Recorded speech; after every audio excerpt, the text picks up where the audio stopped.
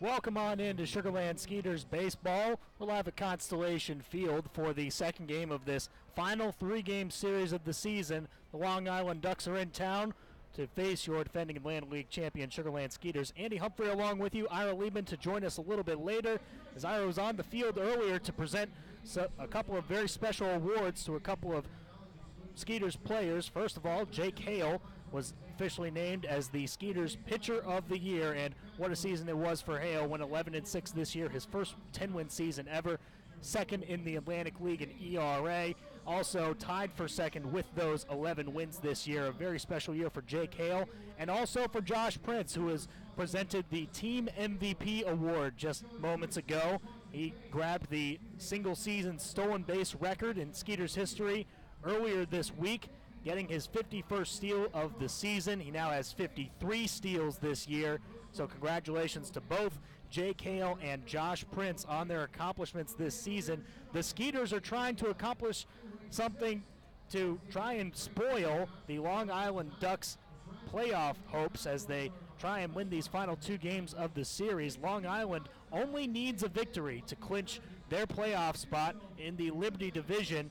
The Bridgeport Bluefish sit 2 games back of the Long Island Ducks in the standings, so either a Long Island Ducks win or a Bridgeport Bluefish loss puts Long Island into the Atlantic League playoffs. The Skeeters not in the playoff picture anymore, but trying to play the role of spoiler as we get started at Constellation Field tonight. Game 2 of this 3-game series is coming up at Constellation Field right after this.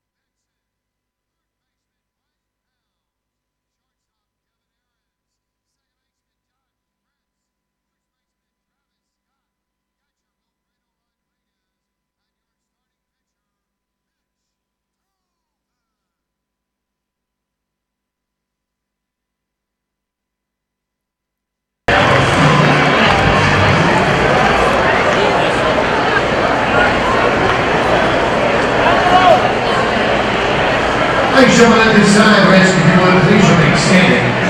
Gentlemen, if you would, please remove your hats as we honor America with the singing of our national anthem.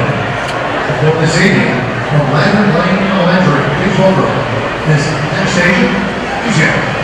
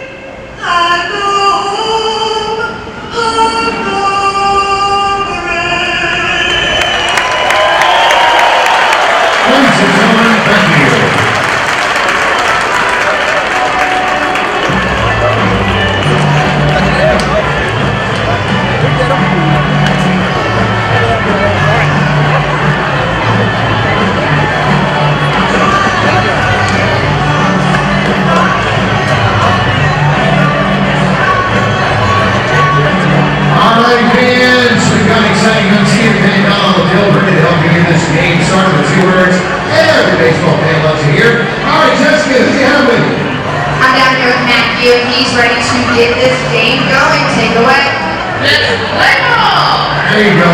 Hey, this portion game is brought to you by Division Roofing and Construction, Logan County, Superior Roofing and Construction County. Locally owned and family operated, it is a business built on a tradition of quality and integrity. When it comes to roof replacement, home replacement of qualities, Division Roofing and Construction is the clear choice for quality.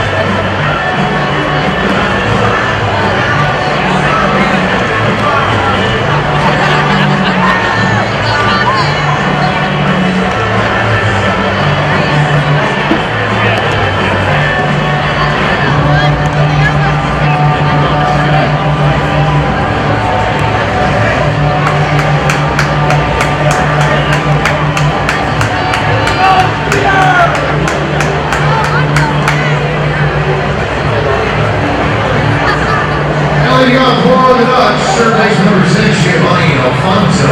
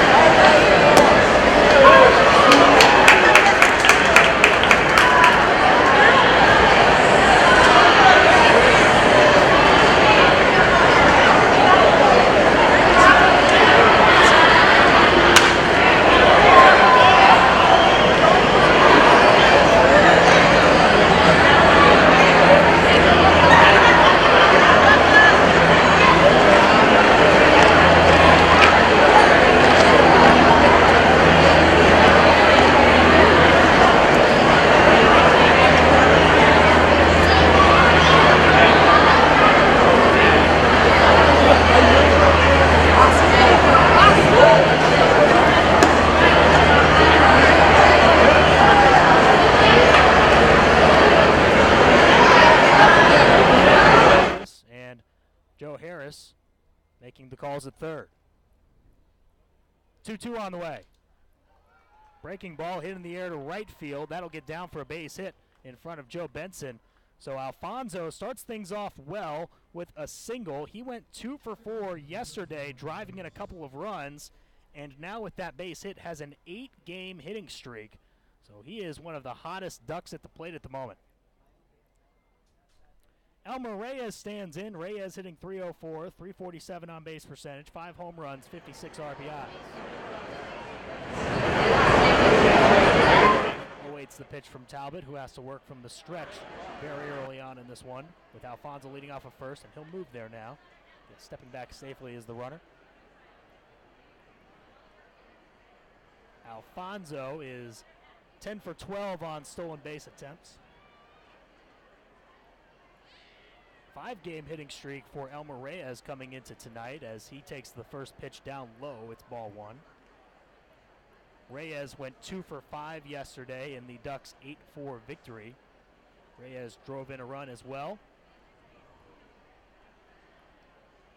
Just underway in Sugarland, no score between the Ducks and the Skeeters so far, with a man on first and nobody out. Reyes takes low and in. It's 2 balls and no strikes.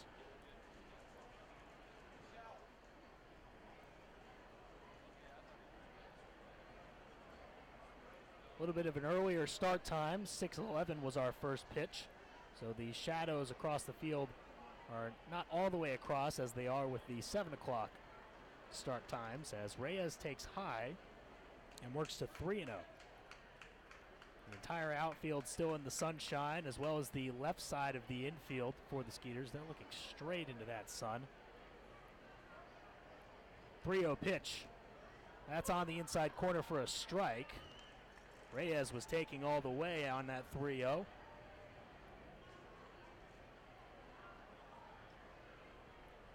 Talbot former big leaguer with the Tampa Bay Rays and the Cleveland Indians, a 12-19 career record in the bigs with a 5.29 earned run average. Time is called as Reyes steps out.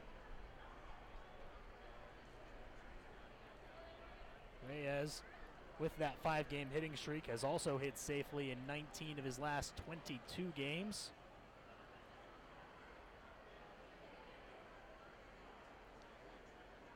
Talbot looks behind him, now sets. The kick in the 0-3-1 with the runner on the move, and Wilfredo Rodriguez maybe didn't get a great handle on that. Safe at second base is Alfonso easily on the stolen base, and it was ball 4 anyway, so Rodriguez didn't have a chance either way. So there's no stolen base for Alfonso. And there's 2 on with nobody out. And a rough spot for Mitch Talbot early on. He now has to face Lou Ford. Ford hitting .269, .332 on base percentage, 9 homers, 31 RBIs. Ducks right fielder with that closed stance from the right side. And the 41-year-old Ford awaits the pitch from Talbot. Here it is. Down low. It's ball 1. Ford 0 for 4 yesterday, drawing a walk and scoring a run. The Ducks grabbed all 8 of their runs last night in the final 3 innings against the Skeeters bullpen.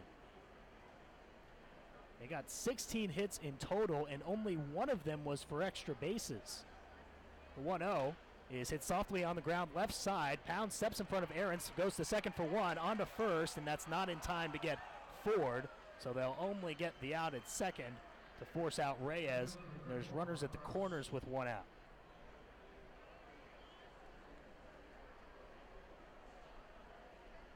So Reyes is forced out 5-4 at second.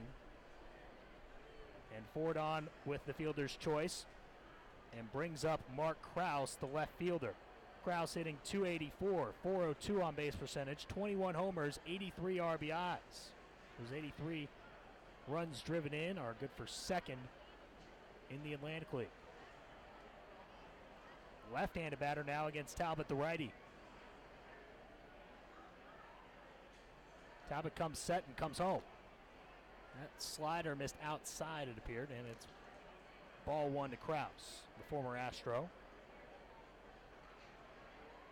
Also spent some time in the big leagues with the Angels, the Rays, and the Tigers. 1-0. Fastball missed away, and Talbot appears frustrated. After missing his spot on that fastball, it's 2-0. No score yet, but Long Island threatening early in this top of the first with runners at the corners and 1 away.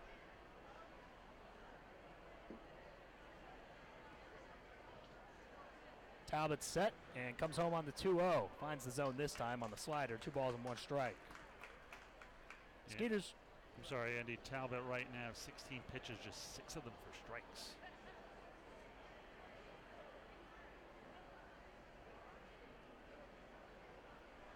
Infield playing straight up against Krause. As the 2-1 comes home. Another slider. That one finds the zone.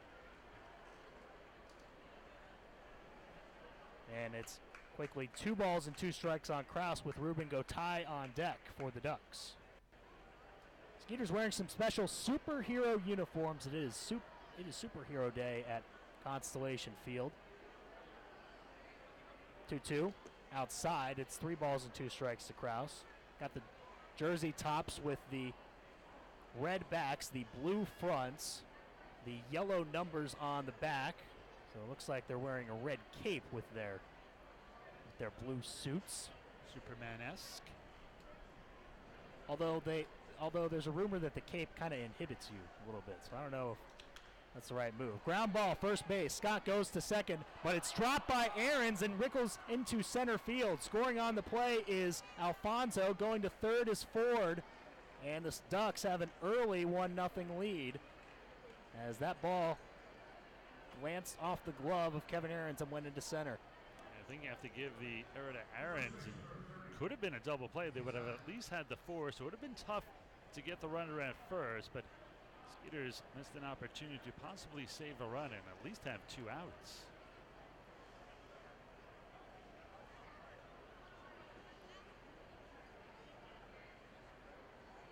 Here's Ruben Gotay now. Gotay hitting .267, .394 on base percentage, 6 homers, 28 RBIs.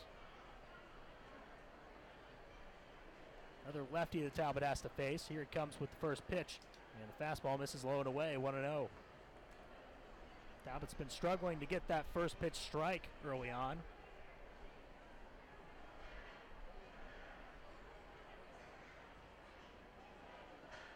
So it's 1-0 Ducks early on in the first inning.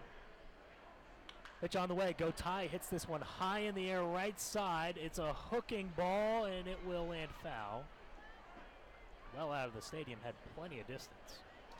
Very lucky that Witten got a hold of it. It's really coming in hard from left center field, and I think that really helped kind of wave that ball into foul territory. It's officially ruled an error on Aarons, the shortstop on the catch. Yeah, I thought it was a catchable ball, didn't you? I thought it was. I believe the run should be earned, though, because would have scored anyway. Yeah, would have scored, and you can't assume a DP. So Kraus is on with the fielder's choice, and Ford is safe at third base on the E6. As Talbot missed with the next pitch, and it's 2-1. Swing and a miss on the 2-1 pitch. A good one from Talbot to even the count at 2-2. Skeeters down 1-0 early on in the top of the first inning to the Long Island Ducks. Still just 1 out and runners at the corners. And Talbot, one of the Skeeters' most reliable starters this year, in some early trouble. 2-2 to Gotay. Swing and a miss. Good slider from Talbot to get his first punch out of the day. And he sits down Gotay for out number 2.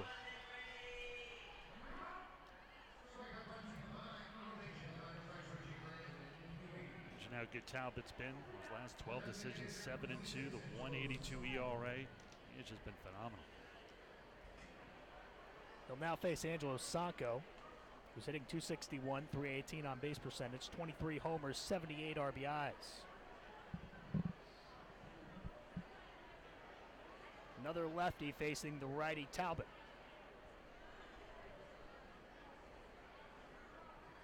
Pitch on the way. Fastball missed outside. It's quickly 1-0 to Sanko. And that's really killing Talbot, not getting that first pitch strike. Sanko went 2 for 3 yesterday, was lifted for a pinch runner in the 8th inning of last night's game. So he takes on the outer corner for a strike. And it's 1-1. Sanko went 2 for 3 with a run scored. Also drew an intentional walk. Ford at third and Kraus at first for the Ducks with 2 down in the top of the first inning. 1-1. Sanko didn't want to go around on the swing, but he did on the nice breaking pitch from Talbot, and it's 1-2. Yesterday it was the Skeeters getting out in front 2-0 in the first inning. They worked to a 4-0 lead. Then last night in the later stages, the Ducks came storming back to win 8-4. 1-2, swing and a miss. Another good slider from Talbot. He gets a couple of strikeouts to get out of the jam, but does allow the first run of the game. 1 run scores on 1 hit, an error, and 2 men left on base. Ducks 1, Skeeters coming up after this break.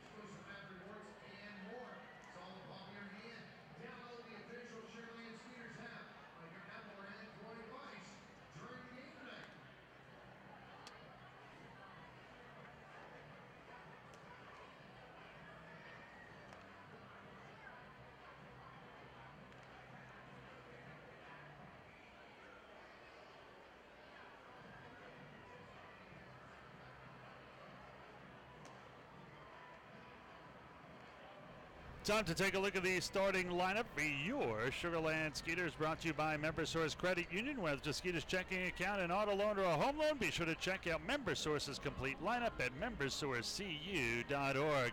Leading it off is Josh Prince. He'll be at second, batting second and playing left is Caleb Ramsey. In center, Cole Gillespie in the 3-hole, the cleanup hitter, and first baseman Travis Scott.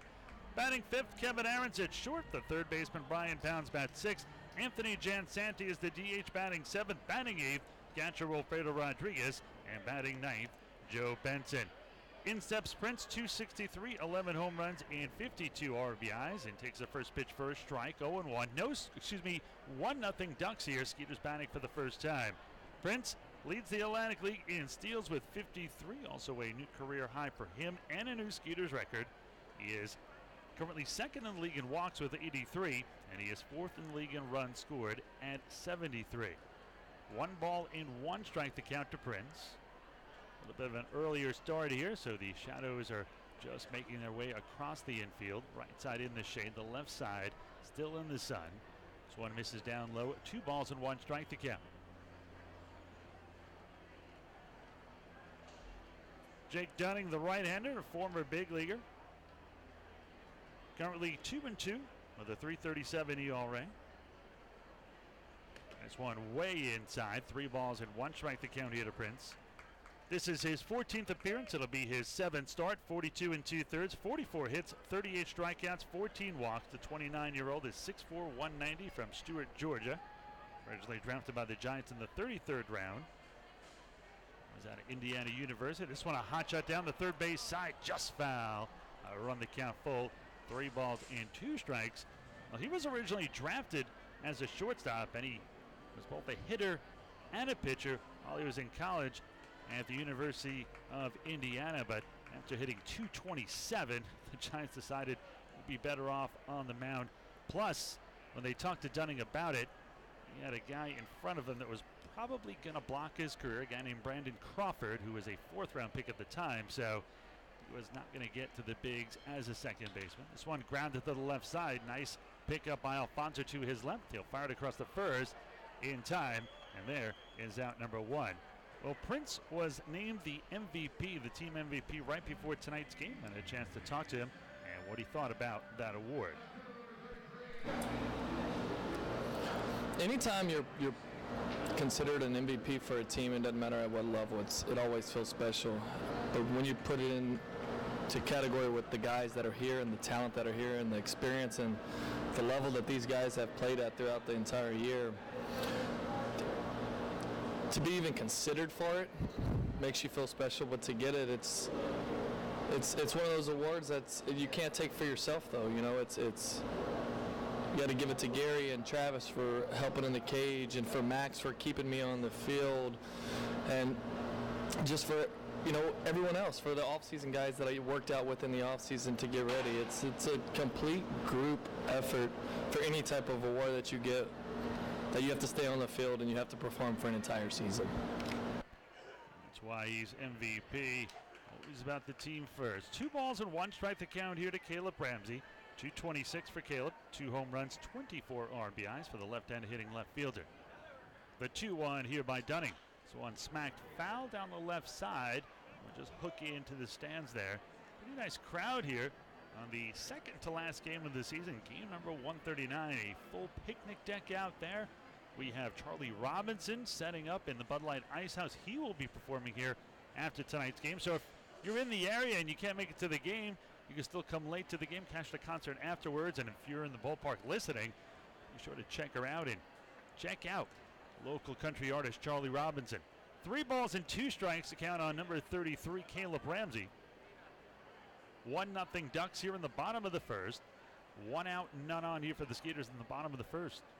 Payoff pitch here by the right-hander. Swung and chopped slowly to the right side. The second baseman Reyes has it. He'll throw out Ramsey 4-3 on the putout, and there's 2 down. That'll bring in Cole Gillespie, 298 for Cole. 5 home runs and 25 RBIs. Dunning made his Major League debut in Atlanta on June 15th of 2013, which was a 5-hour drive from his family's house in Jacksonville, Florida. He made his debut at AT&T Park. 13-inning loss. Dunning walked homer run and recorded 2 outs. Jake's brother, Dane, is also a pitcher in the White Sox organization, and Dane, a very high prospect. He was a number 1 pick. First round, he was 29th overall in 2016. He was selected by the Nationals, and this year he has been at A-ball in the Sally League and Advanced A at Winston-Salem. Went 2-0 with a .35 ERA in just 4 games at low A, and that's why they promoted him. But in the Carolina League, 6-8 with a .351 ERA this season.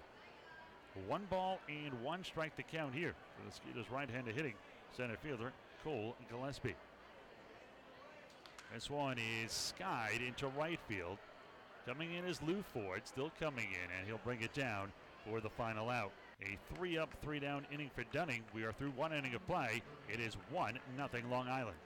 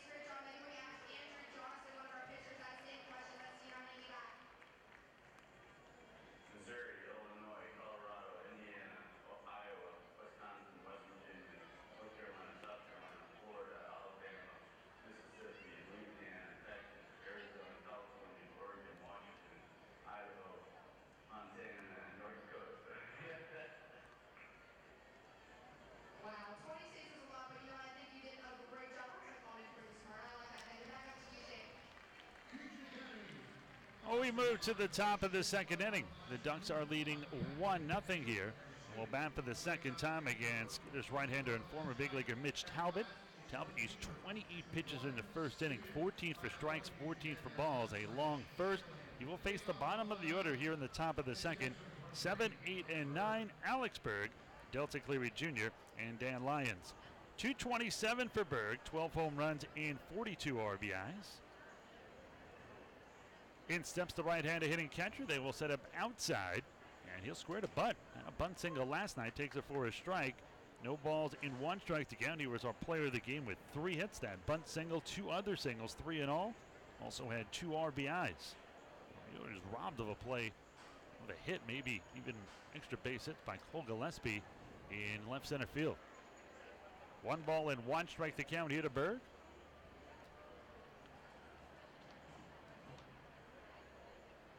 Talbot gets the sign here from Rodriguez. He will set up outside again, the 1-1. Swollen and tapped over Talbot's head. And Prince on the left side of second, throw to first in time. That's why he was named team MVP. My goodness, I mean, he's practically in the shortstop position from second base.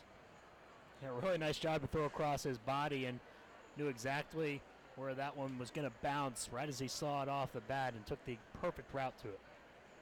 Yesterday, Prince was waiting behind second for a tailor-made double play. He caromed off the bag and into center field, so things tend to even out. Made a great play there. Well, in steps the left-handed hitting, the switch hitting, Delta Cleary Jr. The first pitch, tap back to Talbot, 1-3 on the putout. There's now 4 straight retired by Talbot since that era at shortstop, and Aaron's dropped the transfer from Prince at second. So 2 outs, none on here. The number 9 hitter Dan Lyons will step in. 251, 7 home runs, 37 RBIs.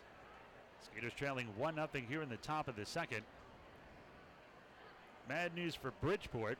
Good news for the Ducks. Bridgeport is already trailing 3-1 in the top of the fourth. So before this game is even over, the Ducks might be Liberty Division second half champs, as they're in the top of the fourth already, trailing by 2. Not a good start for the Bluefish. And it is York up 6-2 in the bottom of the third. If York wins that game, then both divisions will be settled here today. York's magic number is 1. They lost last night. The team that's chasing them is the team they're playing, the Barnstormers. Check swing down low. They appeal. He did not go. 2 balls and a strike here. 2 out, none on, top of the second. Ducks leading the Skeeters 1-0. Skeeters led 4-0 last night, lost 8-4. Skeeters really dominated that game 2/3 of it through 6 innings. Patrick Mincy had 6 shutout innings in. The relievers just could not hold it. 8 unanswered runs by the Ducks. They got 4 in the 7th, 2 in the 8th, 2 in the 9th, as this one is popped up. Left side, Aaron struggling to find the ball in the sun. Now he's got it, and he'll bring it down for the final out. So nice rebound by Talbot after a tough first. He has a 1-2-3 second. Middle of the second. Ducks 1, Skeeters nothing.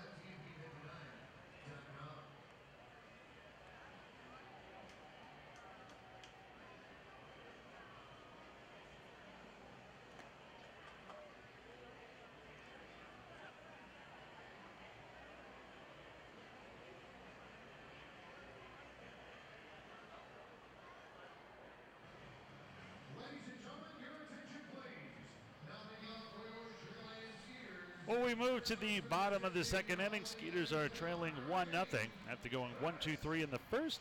It'll be the meat of the order 4, 5, and 6. Travis Scott, Kevin Ahrens, and Brian Pounds. Travis comes in at 251, 12 home runs and 56 RBIs. Shadows now all the way across the infield, making their way towards the outfield. Scott squares to bunt. He does it a lot to try to beat that shift, and this is a bit of an exaggerated one, as it is quite often Travis. Giovanni Alfonso, the third baseman for the Ducks, in the shortstop position. The shortstop, Dan Lyons, shading to the left and deep at short. Right side of the infield deep as well. This one low and in off the mitt of Berg. Bring the count to 1 ball and 1 strike to count. Skeeters still looking for their first hit. Ducks have 1 run on 1 hit. Dunning winds and fires the 1-1 here to Scott. This one is served out into right field. That's going to be a base hit. And there's the first hit of the game for the Skeeters. Both teams with 1 hit apiece, despite Sugarland trailing 1-0 here to the Ducks. Now we're bringing Kevin Ahrens.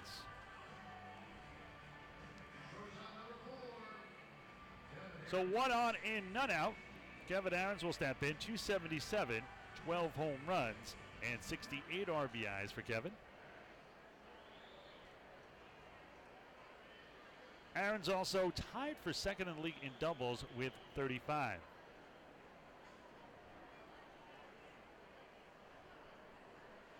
Our guest here in the booth, Skeeters player coach, Jake Hale. Jake, how are you? I'm good. How are you? Very good, sir. And first of all, congratulations on being the Skeeters Pitcher of the Year award. What that mean to you? That means a lot. I mean, we got a lot of great arms on the team, guys that have had some really good years. And, I worked really hard this year and trying to, be a leader pitching-wise on the team. And, it's paid off. What did it mean being named player coach down the stretch here?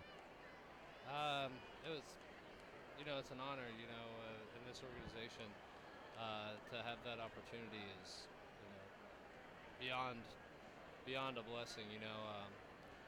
Getting to learn firsthand from Gary and getting to learn, with Rafi how to help manage and control the bullpen and the pitching staff as a whole. It's an incredible opportunity. 1 ball and 2 strikes to count here on Kevin Aaron's. 1 on Travis Scott at first. None out. Skeeters trailing 1-0. We're joined by Skeeters Pitcher of the Year, Jake Hale. And Jake, 11-4, a 3.24 ERA at 31 years old. Your best year of your career. Well, what do you think turned things around for you this year? As this one is served into right center field. That will fall in for a base hit. Scott will stop at second. First and second, nobody out. What was really the key to your success, really having the best year of your career this season here in 2017? Really, my biggest focus this year was staying in the zone. Working in the bottom of the zone the entire game and making sure that I was going in and out as much as possible. Just trying to really keep guys off balance, forward and backward, so that, I'm not the hardest thrower in the league, so I just got to keep everybody on their toes and try to get ground balls and create double plays. First and second, nobody out for Brian Pounds. Pounds 214, 14 home runs, got his 50th RBI last night. Another little dunker into shallow right center field, and that's over the head of second baseman Elmer Reyes, and the bases are going to be loaded here. Nobody out. Scott at third, Kevin Aaron's at second. Pounds with the bloop single on at first. And last night we saw nothing but bloops and dunks and bunts stopping right on a dime against the Skeeters. And funny how the baseball gods work the next day. It's little dunks and bleeders by the Skeeters here today. Well, that'll bring in Anthony Jansanthi with the bases loaded. And you weren't really even a starter until your first year in the Atlantic League in 2013 with Camden.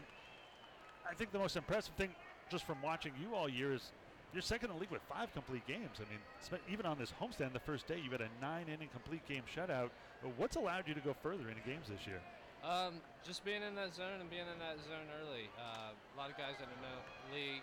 This one skied to shallow right field. I don't think that's going to be deep enough. It won't. It'll be the first out, a fly out to right. Scott holds on at third. Yeah, a lot of guys in the league know that I'm always near the zone. So I know that they're going to be more aggressive knowing that they're going to get strikes, a lot of strikes during the game. So if I can just play with the edges and, start them out of strikes, end them with balls, get a lot of chases, and just working down in the zone in order to keep the ball in the infield. What's been some of the differences? I mean, a lot of guys in this league, if you're throwing 95 plus in this league, you're probably not going to be here very long. So really the average speed is about when you throw like 86 to 88. What do you think you do differently than some of the other pitchers who throw about the same speed and have a few off-speed pitches? What I feel I do as a pitcher is I'm really observant. I'm judging guys from the time they step on the on-deck circle to their practice swing before they step in the box. Like, I'm having an idea of what they're trying to do. I really pay attention to that, and I'm a read pitcher. I don't go straight off sequence. I watch how the hitter reacts, and he kind of tells me what he's trying to do that at bat. This one hit to the right side. This should get one. The throw to first in time. Nice play by the first baseman, Ruben Gotay, who will flip to the covering Dunning. 3-1 on the putout. That's an RBI for Wilfredo Rodriguez, and just like that, it is 1-1. So Scott comes down to score. Aaron's goes to third, Pounds to second. Second and third, 2 outs now, and a base hit here by Joe Benson can give the Skeeters their first lead of the game. What are some of the things now as a player coach you want to instill on maybe the next group of guys? you come back next year, or even down the stretch, what you taught maybe some of the newer guys coming over from the American Association, or the other guys on your team? Our biggest, my biggest philosophy, I guess as a coach now, is Yes, you have to refer to yourself as a coach now, Jake. is just being in the zone 100%. I'll say it time and time again. Strikes is your best offense as a pitcher. If you can establish that you can throw 2+ of whatever your plethora of pitches are, if you can show that you can throw 2+ for strikes, that puts a lot of pressure on the hitter. He doesn't just he can't eliminate pitches, knowing that you can't throw them for strikes. So now he's got to look for everything everywhere, and that's, I've talked to Trey Haley and, Mark Haynes, and that's what I've tried to really get to them is only thing you need to work on this year is control. Control. Being in the zone is outs. You bring up a good point. Haley is a guy, which is kind of the opposite of what we just talked about. He's a rare guy in this league who can throw 95, 96 consistently, but his whole career, his problem has been control, and we've seen some of those control issues this year. How do you tell a guy who's always been a hard thrower but's always been wild to, hey, focus on throwing strikes? The biggest thing is to be real with him. I mean, a lot of guys are around those guys that throw hard. It's like, well, let's just be absolutely real. The reason why you're not where you want to be at this point in time is your control issues. So let's do something about it. Let's go and attack those issues and worry about, I need to control my fastball. That's my number one priority, until I can get it. When a guy has control problems and he's throwing a good fastball, they'll always tell him, well, take a few miles off, he'll have better control. But then you go back to, well, now he goes from a great fastball to having just an above average fastball. So what do you kind of do to kind of balance those two things? You do have to back off just a little bit, because you want to flirt with that brink of being out of control when you pitch. Benson swings and misses. We'll stay here during the break with Jake Cal. We are through 2. Skeeters and Ducks tied at 1. And so from the work you've had with Haley and some of the other guys, who do you think has made the biggest improvement? I mean, I love what Haley's been doing here recently. He has really shown a lot of control. You can definitely see it in his last 6 to 7 outings. He's been right there in the zone, being able to throw for strikes, and he's had a lot of contact, which is okay throwing that hard, but he's been attacking the hitters. Who's really made the best improvement in your eyes around the rest of the pitching staff? The best improvement, again, Trey. I mean, his number one factor is being able to throw strikes. He couldn't be consistent with both pitches. He's a fastball slider guy. He couldn't be consistent both of those, let alone mix in a two-seamer. So with that, again, I think he's walked in his last 5 or 6 outings, he might have walked 2 people. You know what I mean? So that shows great improvement. And, and a guy that throws that hard doesn't want anybody to hit it. You know what I mean? They've never had anybody really hit it. They're kind of like the high school pitcher trying to throw everything past people. Exactly. And when you move up levels, you just have to accept that. You have to give the hitter some credit. They get paid to do an incredible job hitting wise. They're going to get hits. They're going to hit things hard. But you can't steer away from contact. You have to keep going at it and say, you know what? Here's my best stuff. See what you can do with it. What about a guy like Haynes, the Punisher? He went through that great stretch, about 15 appearances where he was nearly unhittable. I think he allowed 2 runs, and then all of a sudden he couldn't get anybody out. That was obviously not a physical or a mechanical problem. That seemed to be kind of a mental focus or maybe lack of there. What did you do to kind of get him back on track? He got touched a couple times, and a couple of things happened here and there.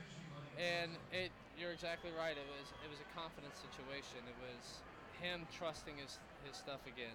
So you could see him kind of working different directions, trying different things, instead of just going back to what he does best and controlling what he can control and having that confidence. Well, the Ducks are batting here in the top half of the 3rd inning. Going to be Giovanni Alfonso, Elmer Reyes, Lou Ford, tied at 1 apiece.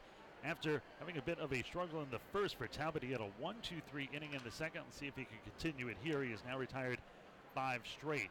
1 ball and 1 strike the count here on Giovanni Alfonso. So second to last game of the season. I know you have a whole winter to think about it. Are you thinking about coming back as a player coach, just coaching, or what are your thoughts right now? Right now, personally, I want to at least get to that 10-year mark. You know, There you go. that's a cool milestone in my eyes, at least. Getting to play professional baseball for 10 years is awesome. Things work out and things fall in line to keep going. That's great too. What would fall in line for you to continue as a player past, say, next year? It just has to be the right situation for me and my family, honestly. That puts us in the best position, you know, for us moving on. Me, you know, moving on to a coaching career, and you know, if I can keep that same aspect here for, you know, however long I can keep it, you know, before I make that next step. You were a closer in the Pac-10 at Ohio State and transitioned into a starter. Hold on. The Big Ten. Sorry, Big Ten. My bad. Way off. I apologize. I don't want to ruffle the Ohio State guys. What was the biggest transition going from a closer to a starter, and what do you think you could teach somebody doing that same thing, or maybe even doing it in reverse? Yeah, I was a... This one swung and a miss by Alfonso. Rodriguez will have to throw it down to first to complete it. And that's now 6 straight retired here by Talbot. In college, I actually did both. My freshman year as a starter, my sophomore year they wanted me to be a closer, and then it was probably halfway through the season we couldn't really get to me, so I became more valuable as a starter. Started my junior year, came back my senior year, was a closer. That's one of my best seasons as a reliever. And, you know, get drafted as a closer reliever, and then, you know, once I got out of affiliated ball, went to start to play independent ball, got to the Atlantic League, and really just kind of fell in my lap. They needed a spot start, and my first spot start, I went 6 innings. Was Jeff Scott the pitching coach there? No, that was he was with the White Sox. Hold on. He was the manager there before that. Pudge Karkovice. I had Karkovice as a manager, and then I had he managed there the last year that they were there. Oh, the other catcher, yes. Oh, wow. I'm going to have to look this one up for you. Chris Widger? Widger. That's it. Sorry, Widge, if you're listening. Didn't mean it. No, I had him as a pitching coach there, and went 6 innings, my first spot start, and went back to the pen. And it's going to be a foul ball. They had Reyes on a strikeout. Would have been the second straight. 0-2 the count here at Elmer Reyes. 1 out, none on, top of the third. Tied at 1. We're joined here by Skeeters Pitcher of the Year, player coach Jake Hale. 3-0-2 here by Talbot. This one swung and a miss. Gets the strikeout anyway. That's the 4th K of the day. And there's 2 away. Now it's 6-7. You were a high school basketball player, over 1,000 career points. Did you get any scholarship offers to play basketball anywhere? Did you just love baseball more? What was the train of thought there? I was getting scouted for basketball in high school too. Dayton was really hot on me, the Dayton Flyers. And then I don't know if they just saw that I was more destined for baseball or whatever, but you know, I started getting pro scouts at my high school baseball games, so I don't know if that flaked anybody away or not, but my basketball coach let him know, like, hey, he's getting scouted professionally for baseball. Well, you're also from Ohio. Last year, your Cavaliers win the NBA championship, and this year, your Indians, 22 straight, came up a little bit short in Game 7. Got to be a pretty good year for Cleveland, folks. Yeah, right? They're making a great comeback. Not the Browns could just jump in there. Yeah, good luck with that. Kidding. I'm a Jets fan. I feel your Browns pain.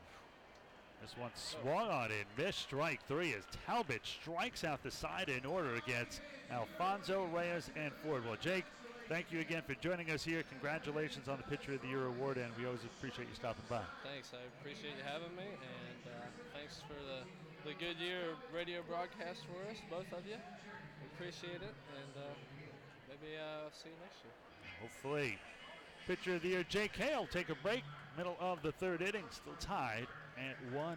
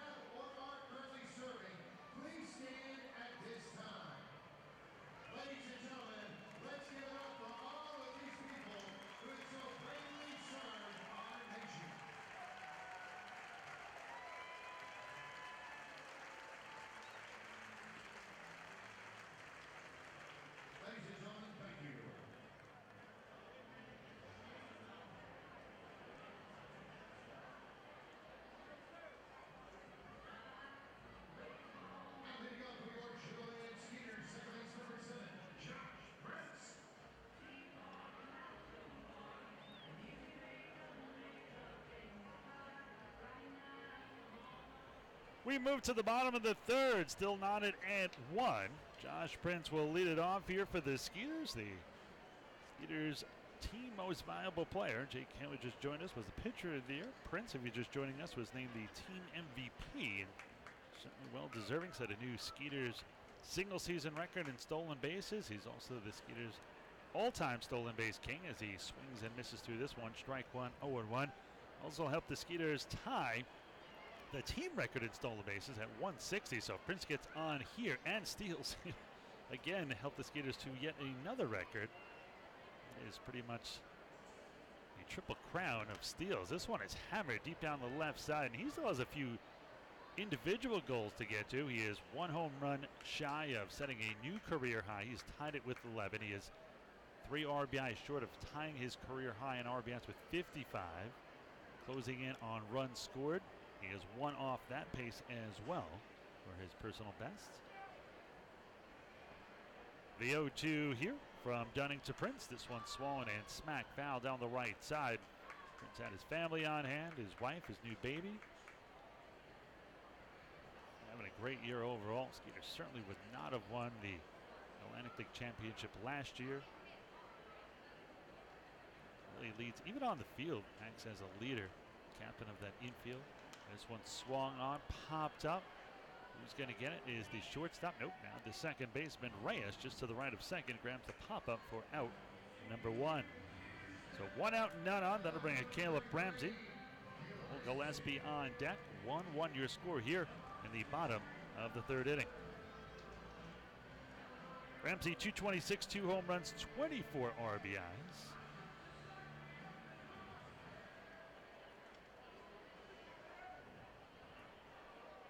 Well, in steps Ramsey. Grounded out to second his first time up. He's 0 for 1. Smacks the first pitch to the right side. A high hop, but Ruben Gotay goes to one knee and stays with it. He's playing by the first baseman, and there's 2 down. That one almost took his head off, Andy. 1 run on 3 hits for the Skeeters. 1 run on 1 hit for the Ducks. And with 2 outs and none on, Cole Gillespie will step into the box. Somerset now leading Bridgeport 4-1, bottom of the 5th. So the Ducks are 4 innings away from clinching the Liberty Division second half title. Top of the 5th, York leading. The Barnstormers got a little closer, 6-3 now. Of course, no lead ever safe in York. This one is low and away. 1 ball and no strikes to count. Again, if York wins, they will be Freedom Division second half champs. And then if all that happens, it will be Somerset versus the Ducks in the Liberty Division Championship Series, and it'll be York in the Freedom Division against Southern Maryland. So, interesting. Who do you like for the championship? You got to pick one of those 4 to win it all. You know, the way that York has been playing these last 3 weeks, I would love to see that offense come out on top. Won 6 of their last 7 ball games, getting hot at the right time. Somerset has made a few acquisitions here over the last few days to bolster up. The Ducks might go on to win, but they've been a little streaky, and that is not good going into the playoffs. This one is a ground ball and past it diving Dan Lyons at short. He dove to his left. That's a 2-out single here for Cole Gillespie, who is heating up himself. Well, Travis Scott will step in. Travis was on base 4 times last night with 3 hits, including a home run. Already a hit here today. He is 1 for 1 and scored the lone run of the game. 1-1 your score here in the bottom of the 3rd. Ira Liebman along with Andy Humphrey.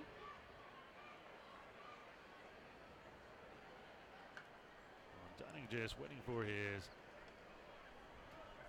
fielders to get back into position, but he seems to be ready here. First pitch here to Travis Scott from the former big leaguer Dunning, and this one is a strike. No balls and 1 strike to count. Dunning began the season at AA Birmingham and AAA Charlotte, went 2-1 with a 7.91 ERA combined. 14 appearances, but only 1 start. 24-17 lifetime in the minors, a 4.45 ERA. 1 ball and 1 strike to count here to Travis Scott. 2 outs, 1 on, 1-1 your score here in the bottom of the 3rd.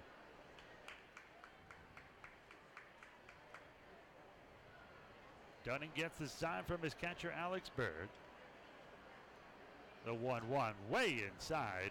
At the feet of Scott as momentum takes him over into the right side of the batter's box. 2 balls and 1 strike to count.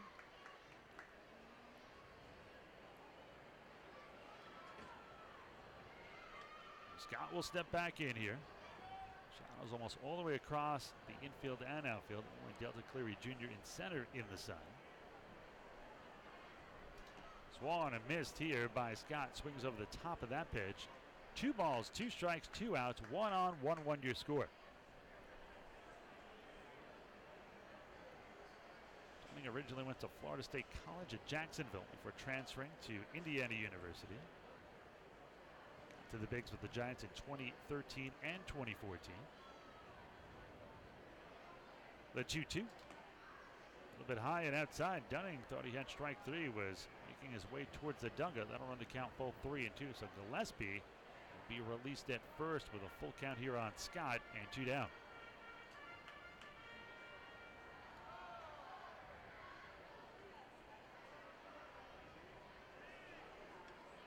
Scott awaiting the 3-2. Dunning from the stretch. There goes Gillespie. The 3-2 is swung and missed, strike 3. And that will do it. Second strikeout of the night for Dunning. No runs, 1 hit, no errors, and 1 man left on base. A third of the way through, end of the 3rd inning, still tied at 1.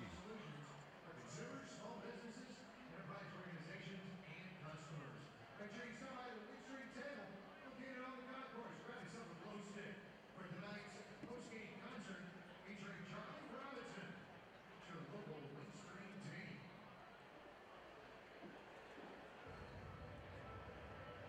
You find yourself in a different world. A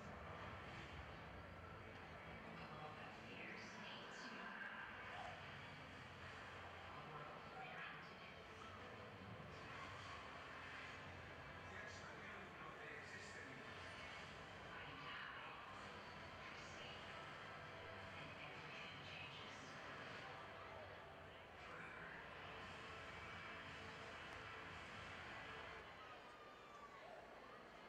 All right, it is time to find that lucky fan.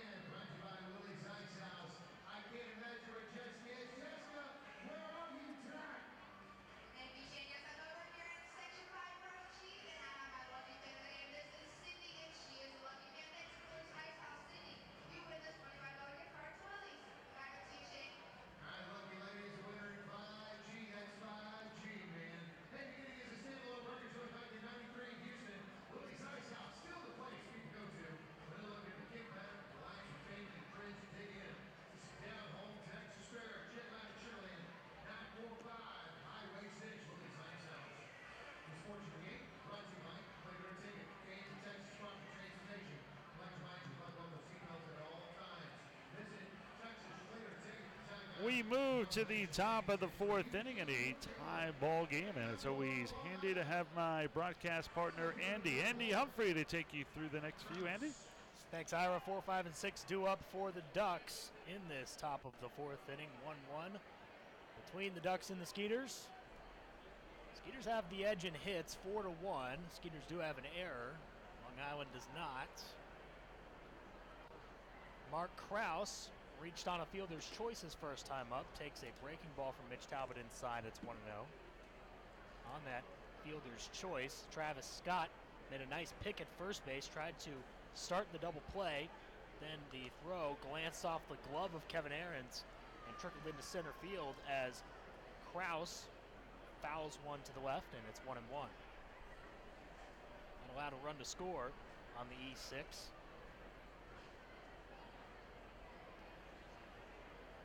1-1 on the way. Ooh, that looked pretty good, but it stayed high, I believe, as it's 2-1. I agree. I thought that was a strike as well. Pretty good. I think it may have missed the spot that Rodriguez had set up, but appeared to be over the plate. Now the 2-1. Slider is hit foul straight back into the netting, and it's 2 balls and 2 strikes. Ruben Gotay and Angelo Sanco due up after Krause, the former Astro. A 188 career hitter in the big leagues with 12 homers and 42 RBIs in 146 big league games. A 2-2. Breaking ball, bounce to the right side. Scott will field and flip to Talbot, coming to cover first. And that is a 3-1 put out on Kraus for the first out. That is now 9 straight retired by Talbot since that error by Aarons. And it's going to picking up your team, but he struck out the next 2, and now 9 in a row. He's got 5 strikeouts within those 9 consecutive batters sat down as he now faces Ruben Gotay, who Talbot struck out in the first inning. See if he goes with the slider again. The first one is a fastball to start him out, and it's on the outer corner for a strike. Talbot now at 56 pitches. That first inning really hurt him with the 28 pitch first, as Gotay fouls one back to make it 0-2. It's really settled down since then. A 9-pitch second inning and then a 13-pitch third. Of course, that one inning where he had to really expend himself drove up his pitch count, as the 0-2 is a bit high on the breaking pitch, and it's 1 ball and 2 strikes. Angelo Sanco on deck with the score knotted up at 1. Talbot with a 1-2. Breaking ball glanced off the glove of Wilfredo Rodriguez and goes to the backstop. It's 2-2. Scoreboard update for you. No lead is ever safe in York. The Barnstormers have stormed back. They are tied at 6 now in the top of the 5th. And Bridgeport coming back. They trail now just by 2, 4-2, bottom of the 5th. Of course, things can change in Bridgeport pretty quickly, too. Yeah, no doubt. Time called by Wilfredo Rodriguez. That Lancaster-York Battle of the Roses game, that could be a slugfest 14-13 fun. Of course, Lancaster has to win to keep York from clinching the division, as Gotay swings over the top of a slider and strikes out for the second time tonight. 6th strikeout for Talbot in the first 3 2/3 innings of his night. He has 2 away in the 4th. As high was that 8-inning game where he struck out 10 through 105 pitches. Looks like he has that type of stuff here tonight. 8 in his last start. Go back to his last 3 starts, 18 strikeouts against just 4 walks. He's got 100 strikeouts for the year. At least he had 100 to start out tonight's game. Now he has 106 as he starts out Sanco with a swing and a miss to make it 0-1. And with just 29 walks, so 108 strikeouts, now 30 walks, better than 3-to-1 strikeout to walk ratio. That's incredible. 0-1. Well hit into right field, into the corner, and that will bounce all the way to the wall. Sanco on his way to second base as Benson digs it out. Sanco will stay at second with a 2-out double.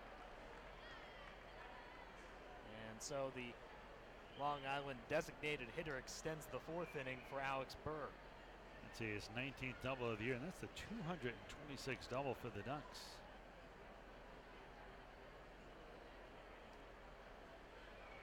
Here's Alex Berg. Grounded out to second base his first time up. He was our player of the game yesterday. He went 3 for 5 with a pair of RBI singles. 61 pitches now for Talbot, 37 for strikes. I mentioned that first inning really elevated things.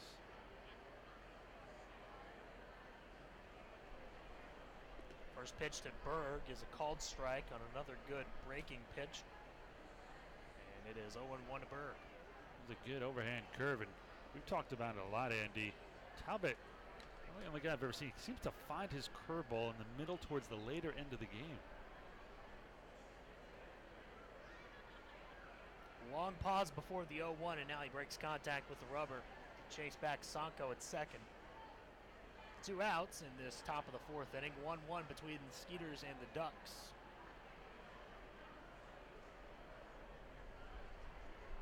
Ducks would like a win to clinch the division.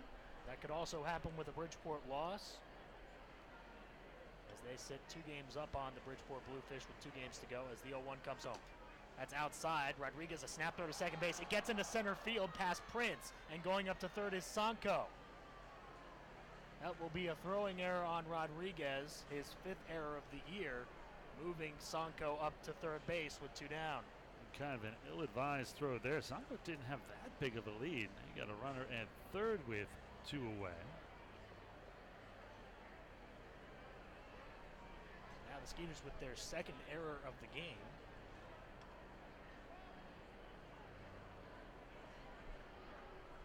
And Berg now has a 1-1 count.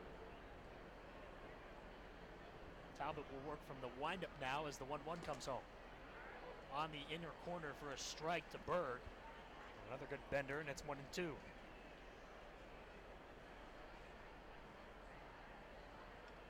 Rodriguez is catching for the first time in a while. Albert Cordero, the first choice Skeeters catcher, has had a lot of work lately, so getting the day off today as this breaking ball is down low in the dirt.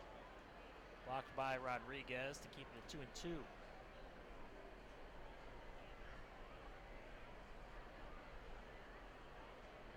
1-1 your score in the top of the 4th inning, with Sanko leading off a third for the Ducks. Infield shaded slightly to Pole against Berg, the right-handed hitter. 2-2. Swing and a miss. Good breaking ball from Talbot. Foul tip into the mitt by Berg. And Talbot earns his 7th strikeout of the night through 4 innings of work. We head to the bottom of the 4th inning. We're still tied at 1. We'll be back after this break.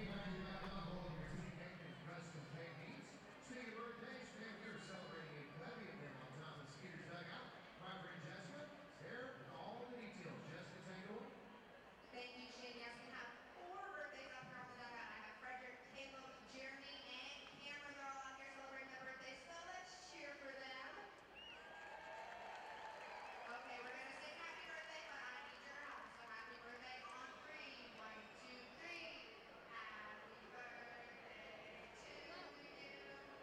Happy birthday to you.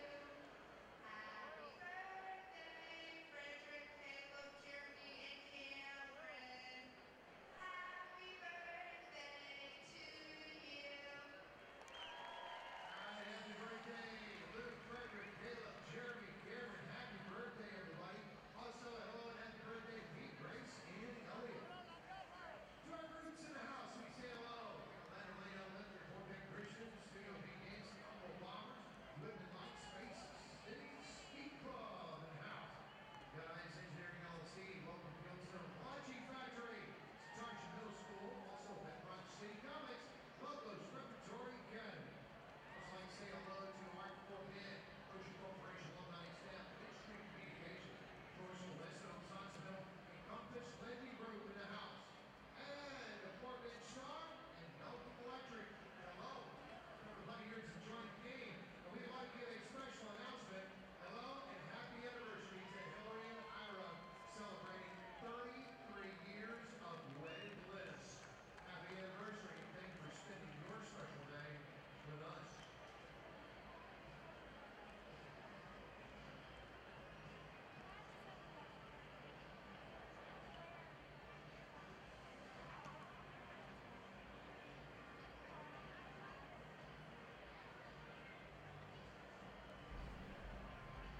Our score is still 1-1 as we enter the bottom of the 4th. With the Skeeters batting their 5, 6, 7 hitters in this home half of the 4th inning. Kevin Aarons, Brian Pounds, Anthony Jansanti alongside Ira Liebman. I'm Andy Humphrey as Aaron stands in for the second time. He singled his first time up, blooper to the right side in the 2nd inning.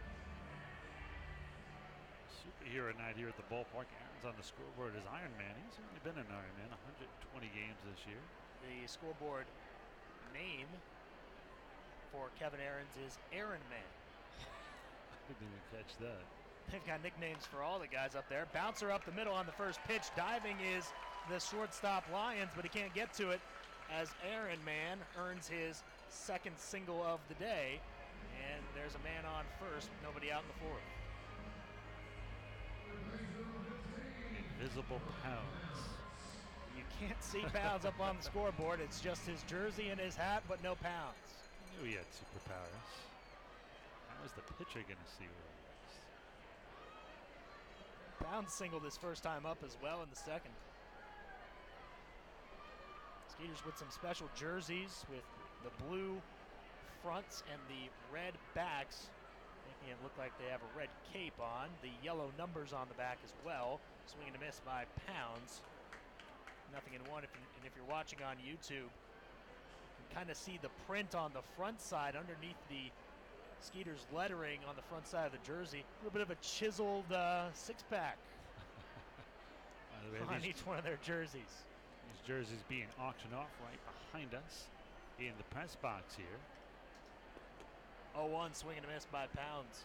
It is for the Best Buddies charity dedicated to ending social, physical, and economic isolation of 200 million people with intellectual and developmental disabilities. A pretty good cause, and we've got about another inning left at the end of the fifth. The bidding will stop. So if you're at the ballpark at the moment, you want one of those nice looking jerseys, hurry on down and bid on one of them so you can A, get one of those on your backs, and B, help a good cause as Pounds fouls one back to make it 0-2. Skeeters tied at 1 with the Ducks. Their leadoff man Ahrens is on with nobody out in the fourth. Anthony Jansanti in the on-deck circle.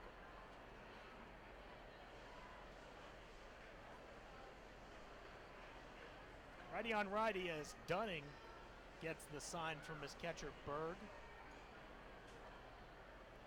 0-2, swing and a miss. Good fastball from Dunning as he gets Pounds hacking on that 0-2 pitch and earns strikeout number 3 on the night. One away in the fourth.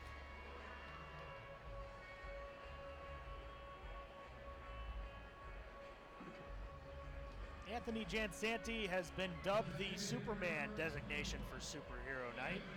Super Jan, eh? Super Jan up on the scoreboard, it says. I think his frame isn't actually his. That might actually be Superman's body. His face is superimposed on him. He's a pretty chiseled guy. That is true. First pitch to Super Jan is low and in for ball 1. Flight out to right his first time up.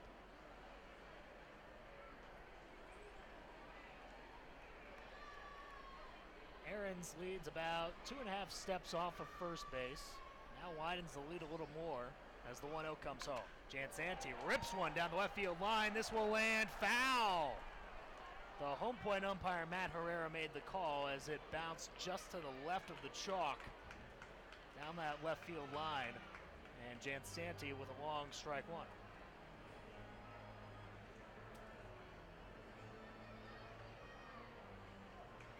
Hit pretty well off the bat, but just could not keep it fair down that line, and he'll go back with a 1-1 count.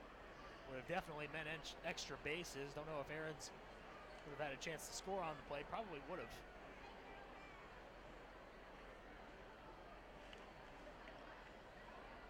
Starting to get a little darker Constellation Field. Wind's still coming in from center field, very lightly though, not as fierce as yesterday. Good breaking pitch from Dunning, and it almost fooled Jansanti, but it did stay high for ball 2.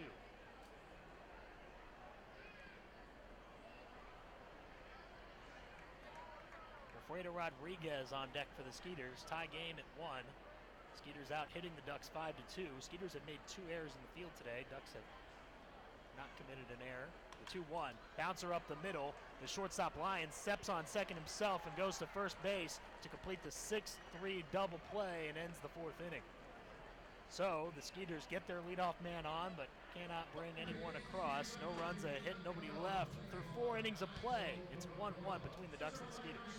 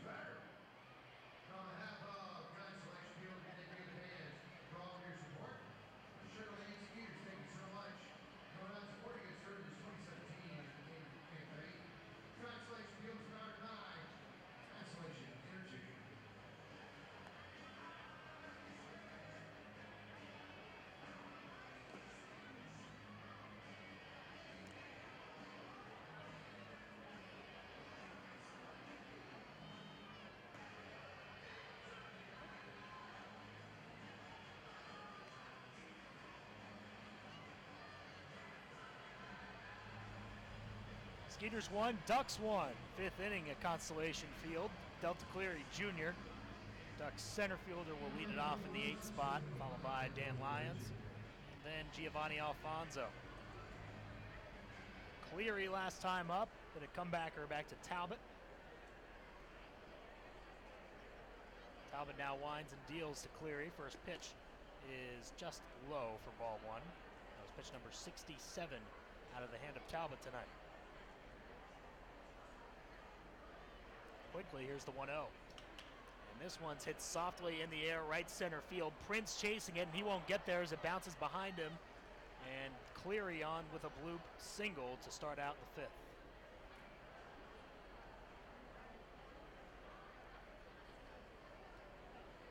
So Cleary 1 for 2 after going 3 for 5 yesterday with 2 RBI singles. He also scored a run as the Ducks won 8-4 last night, getting all 8 of their runs in the final 3 innings against the Skeeters, who had a 4-0 lead through most of the game. Here's Dan Lyons, who popped out to short his first time up in the 2nd.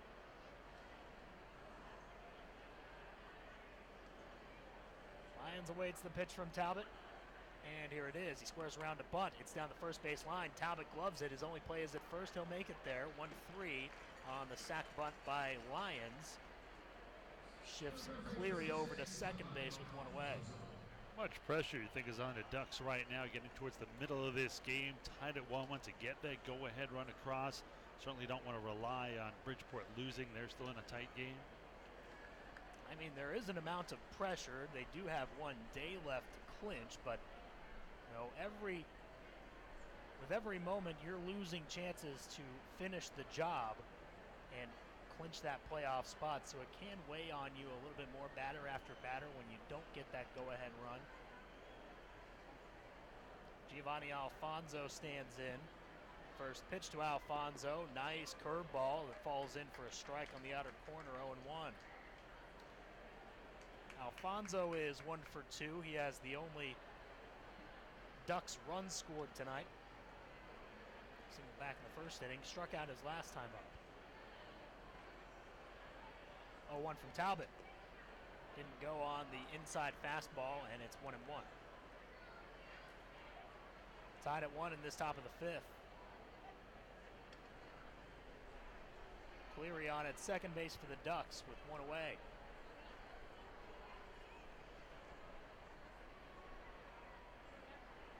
Here's the 1-1, a swing and a miss. And Talbot blows a fastball past the swing of Alonso. It's 1-2. Mentioned earlier, very nice crowd on hand. 7,111. On a Saturday night, the final Saturday night game of the 2017 season. Beautiful weather today, and many people taking advantage of it. 1-2. Swing and a miss, or actually got a small piece of it, and it came off the gear of Wilfredo Rodriguez, so Alfonso stays alive on the 1-2.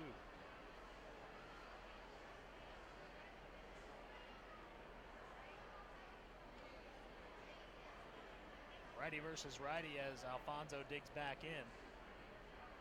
Slightly opens up the stance. Talbot now sitting on 73 pitches. 1-2. Breaking ball, slowly bounced, foul down the third base line. Pounds picks it up, but on the wrong side of third, and it's still 1-2. Couple guys up and stretching in the Skeeters pen, but nobody throwing. I think Talbot should be good for at least 1 more inning after this one, the way that he has persevered through most of his starts this year. Even when he gets into trouble, he has been able to wiggle out of it most times. Another 1-2, up high on the fastball, and Alfonso didn't bite. It's 2 balls and 2 strikes. Elmo Reyes is on deck. Amazing. We talked about that stretch by Talbot, 7-2, a 182 ERA over his last 12 appearances. Last 9, he has not gone 100.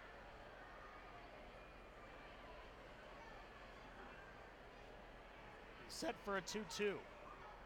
Here it is. Swing and a miss in the dirt, and Alfonso didn't get a piece, so he'll be tagged out by Rodriguez. And that is another strikeout for Talbot, number 8 on the night. That matched his total from his last start. That's a big out, number 2 in the 5th as well.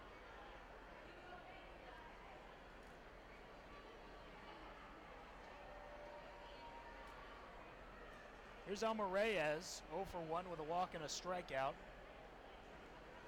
A base hitting tonight's game for Reyes would give him a 6-game hitting streak.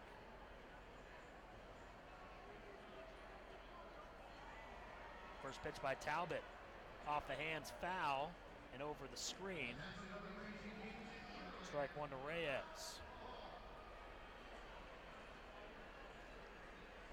Reyes, the native of Nicaragua, has been as high as AAA in the Atlanta Braves system. The Braves signed him when he was a youngster in 2009 and was with AAA Gwinnett in 2014 and 2015. 0-1, hit on a line, left side, pounds fields on a short hop and throws to first base to retire Reyes and end the inning. So Talbot gets out of the jam after the leadoff single by Cleary, and halfway through this one, we are still tied at 1 between the Ducks and the Skeeters. The home half of the 5th is next.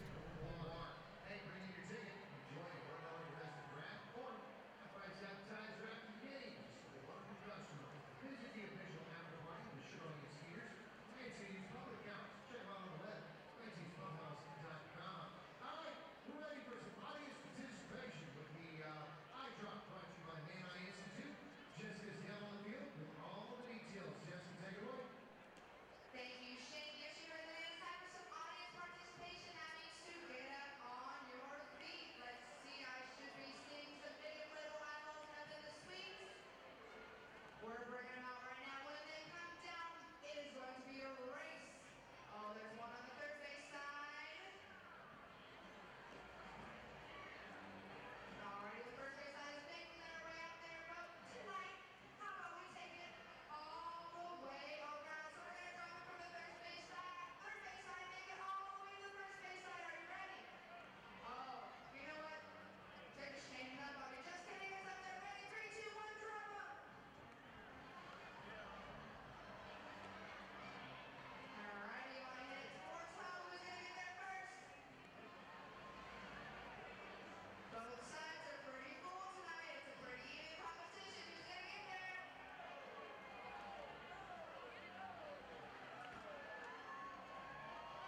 Alrighty, it's going to be the first base side against that with the third base line was super close. Great job, everybody. Back on to you, Shane.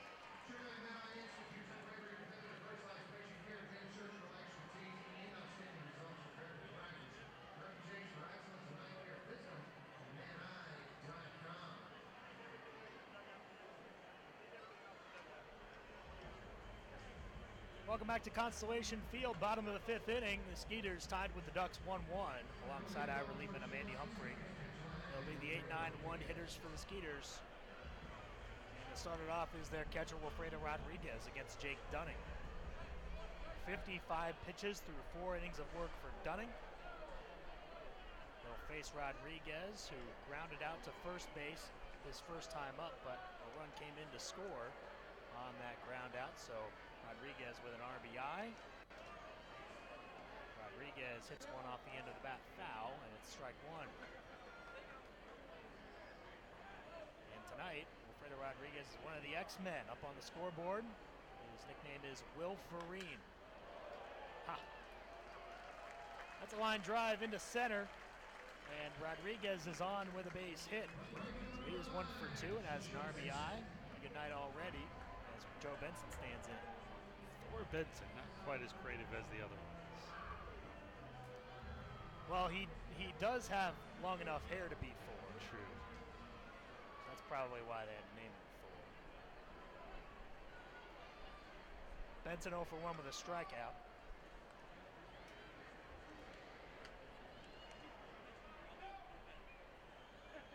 Righty versus righty. Dunning into the set, takes a peer behind his shoulder at Rodriguez and comes home. First pitch is a strike. Right at the knees, and it's 0-1.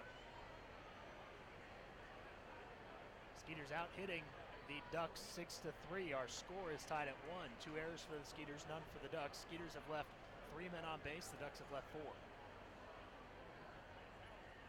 0-1. One's over the plate but low. A ball and a strike. Josh Prince in the on-deck circle. This will be the 60th pitch here for Dunning. So far, 42 of them for strikes, 17 for balls.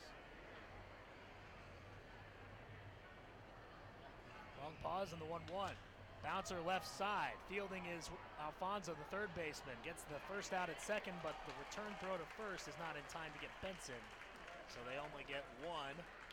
As Rodriguez is forced out at second, Benson takes a spot at first. There's 1 down in the 5th.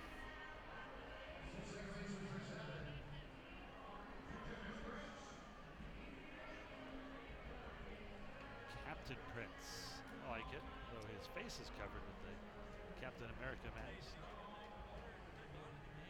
Captain Prince into the box now. He is 0 for 2. Ground out to third to pop up to second. Stands very close to that inner chalk on the batter's box. Trying to crowd the plate a little bit against Dunning as the first pitch comes home. That's at the knees for a strike. 0-1 to Prince. Has 1 more stolen base than RBIs this year. 53 stolen bases, 52 ribbies.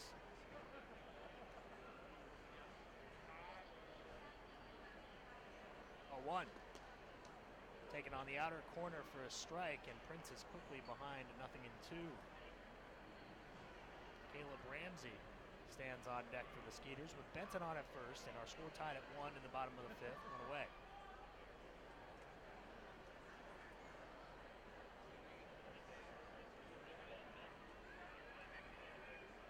Dunning with an 0-2.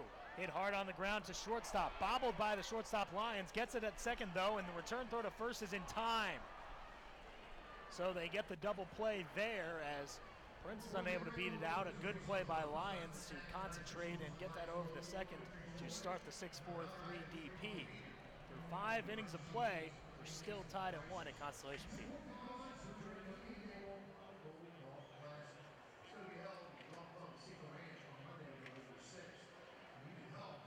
Registering a team and a sponsor. If you'd like more information, visit FBRR.org.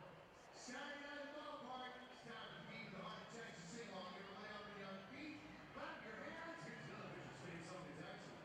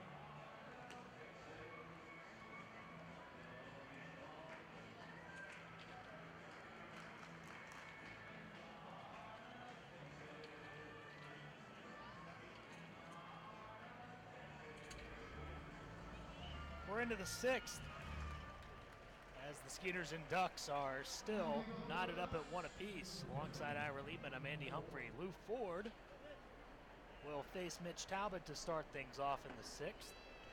Ford is 0 for 2, reached on a fielder's choice in the first and struck out his last time up. Talbot winds and fires pitch number 79 on the night, and this one is hit into right field for a single by Ford, and he gets his first base hit of the series. on the first pitch of the 6th inning. Ford still has that magic in his bat. I mean, you miss by an inch against Ford, he's going to take advantage of it. That wasn't a bad pitch by Talbot. Maybe he wanted another inch or two outside, but Ford the other way with pretty good authority on that one. So he's a leadoff base runner for Mark Krause, who's also 0 for 2.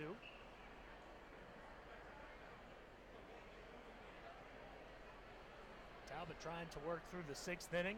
About to throw his 80th pitch. No action in the Skeeters pen.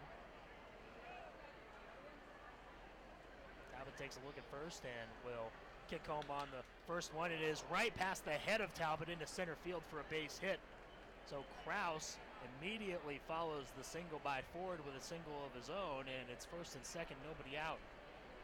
Sort of similar situation last night with Go Ty up the switch hitter. He'll be batting here from the left side, so look for him for a short of bunts here with first and second and no one out. He's also struck out twice tonight. And 80 pitches for Mitch. Infield corners are shifted in on the grass. Both Pounds at third and Scott at first. Expecting the bunt by Go Ty. Really opens up that stance from the left side. And time is called by the batter as Talbot took too long looking at the signs. Tie score at 1. Runners at first and second for the Ducks. Here's the first pitch by Talbot as Go Ty squares. He pulls it back on a pitch outside.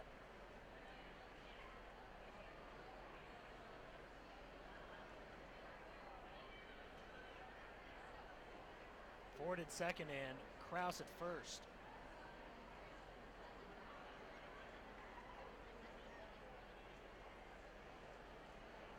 Talbot into the set. Comes home on the 1-0 with Go Ty squaring again. This one is a strike. It's a good pitch by Talbot. Usually when a guy's bunting, you want to try to a little bit high in touch to try to jam him, but he actually went a little bit lower and away to try to nip that corner. Go Ty took it for a strike.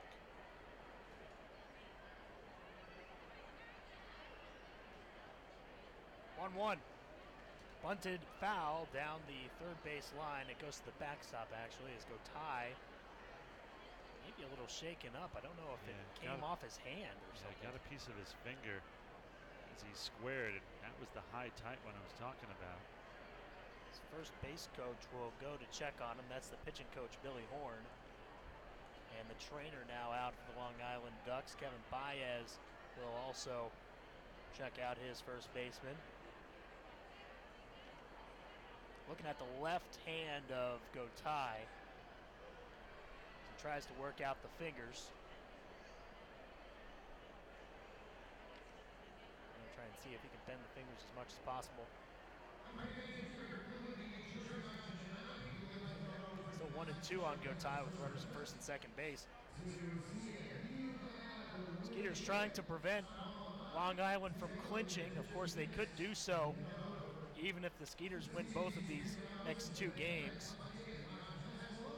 With Bridgeport 2 games back with 2 games to go, and Bridgeport still losing at home to Somerset.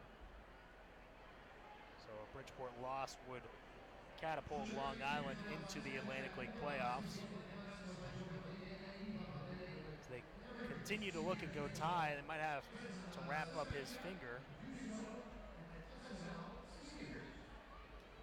And the thing is, the Ducks don't have much as far as backup infielders. They have 2 backup outfielders, Jordan Hinshaw and Derek Piles, and a backup catcher in Audie Afner. So Ty might have to come out of this game. Looks like he is. Or maybe he's just going to the dugout to I think they're wrapping him up. Get some. The trainer ran into the dugout quickly to get something. So they're just telling the umpire that just so he can go and get that bandage on his hand.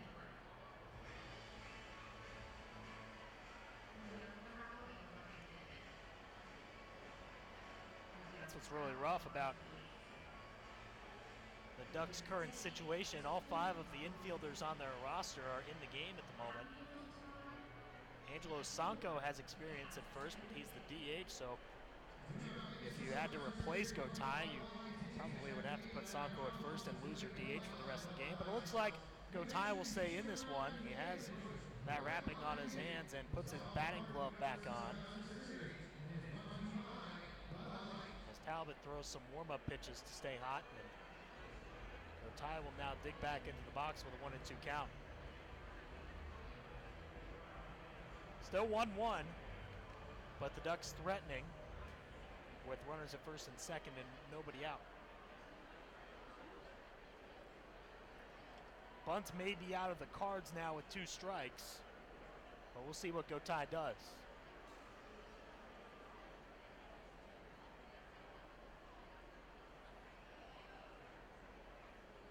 Talbot comes set. Pitch on the way. Swinging away. Bouncer to short. Or second, I should say. Prince flips to short, and a return throw to first is in time. A 4-6-3 double play gives Talbot 2 outs. Ford does move up to third on the play. So Talbot does have that to deal with, and now he'll face Angelo Sanko. You see that second baseman kind of shovel the ball to the shortstop. That was a long shovel. That was like almost 30 feet.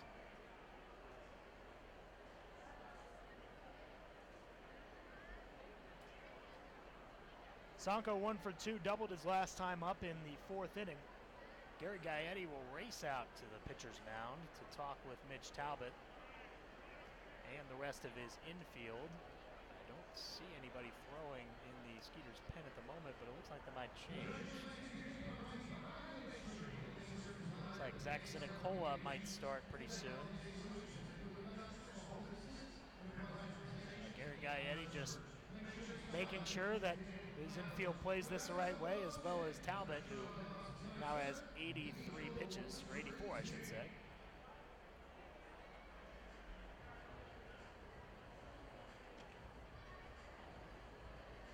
So Ford's on at third for the Ducks in this tie game at 1. And Sanko now stands in. Sanko now with a 4-game hitting streak after his double in the 4th.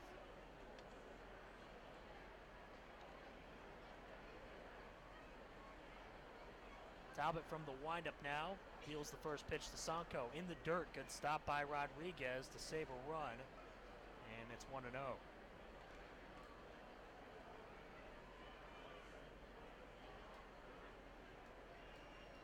Lefty at the dish, righty on the mound.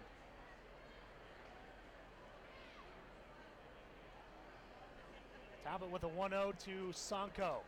Good curveball that time, and it fell right over the heart of the plate for a strike. It's 1-1.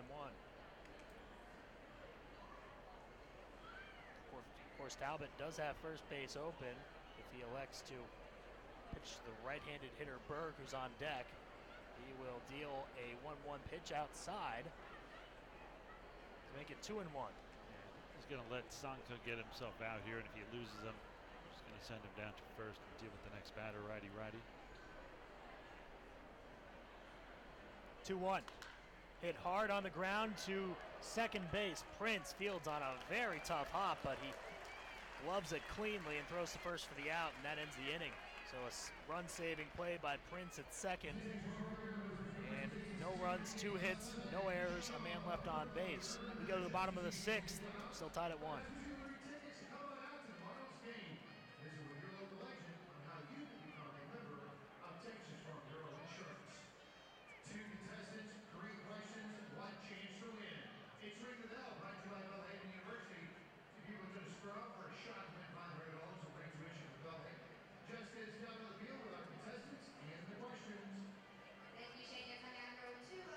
Suzanne and Sherry, and they're ready to go head-to-head with Bring the Bell.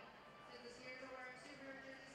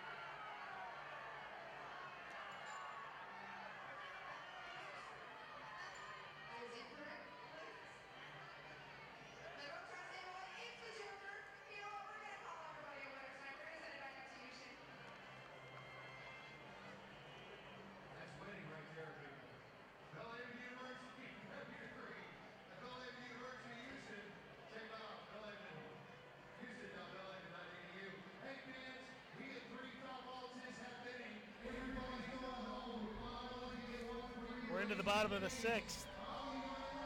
Caleb Ramsey will lead it off for the Skeeters in this tie game at 1.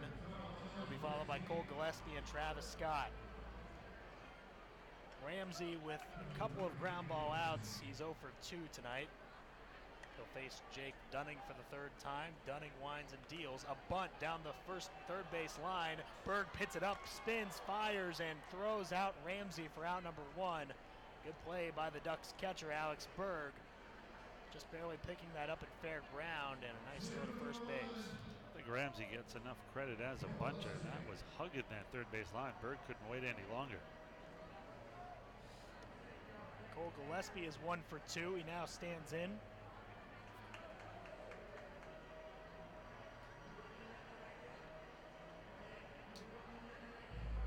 Gillespie gets the Incredible Hulk treatment. Green face and all. Face is all green up on the scoreboard. Teeth are still white, though, as the first pitch is a strike. 0-1. He's got much whiter teeth than the Incredible Hulk does. He had whitening strips. Or maybe it's just the contrast of the green. It's low and away for ball 1. It's a ball and a strike to Gillespie.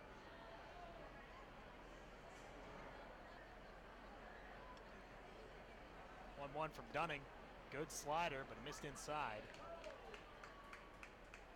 It's 2-1 to Gillespie with Travis Scott on deck. 1-1 your score. Bottom of the 6th inning. Dunning just 19 balls through 5 1/3. 2-1 down low. And the Skeeters offense really trying to get going in the later stages. It was Long Island who lashed out on the Skeeters bullpen last night with 8 runs in 3 innings, as Gillespie will hit a ground ball to short throw to first by Elmer Reyes. There are quickly 2 outs for Dunning in the 6th. Travis Scott gets the Batman treatment as Scott Man.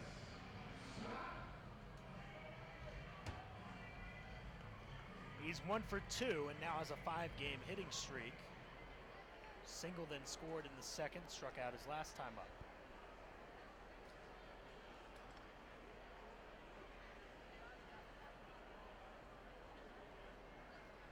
Lefty at the dish, righty on the mound. First pitch is a strike on the inside corner.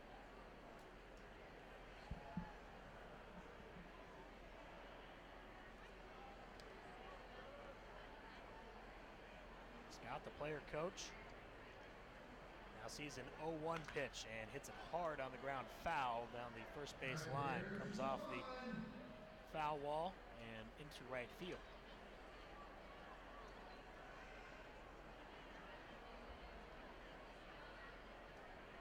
It's 0-2 on Scott, and Dunning strike away from getting a 1-2-3 inning. Kevin Aaron's in the on-deck circle. Skeeters and Ducks tied at 1. If the Ducks win, they clinch the season series against the Skeeters this season, as Dunning deals low. It's 1-2. The Ducks are 10-8 against Sugarland this year. Also with the win, the Ducks clinch a playoff spot.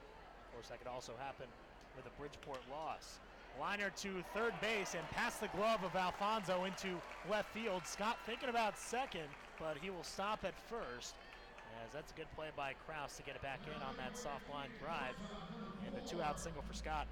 Scott's made such a good effort in the second half to kind of beat those shifts that are always against him, and that's another good example as he went the other way. By the way, speaking of those races, the Barnstormers have jumped out in front. 7-6 in the 7th over York. That one a long way from over. Still 4-2 Somerset over Bridgeport, bottom of the 7th now. Here's Kevin Aarons, who is 2 for 2. A couple of singles in the 2nd and the 4th.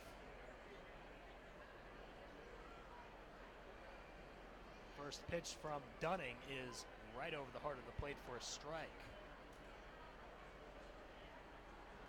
Aarons came in hitting .277 between both the Skeeters and Lancaster this year, but the majority of his season has been spent here in Sugarland, as the 0-1 comes home. Slow number foul behind home plate. 0-2 on Aaron's. Brian Pounds on deck. Skeeters are out hitting the Ducks 7-5. Our score is tied at 1. Skeeters have 2 errors. Ducks have no errors. The Ducks have left 5 men on base. The Skeeters have left 3. Both pitchers have really settled down in the middle part of this game. Runner going on the 0-2. Swing and a miss. Foul tip into the mitt, actually, from Aarons, but he strikes out either way. And Dunning earns strikeout number 4. No runs, a hit, and a man left for the Skeeters. Through 6 innings of play, our score is still tied at 1.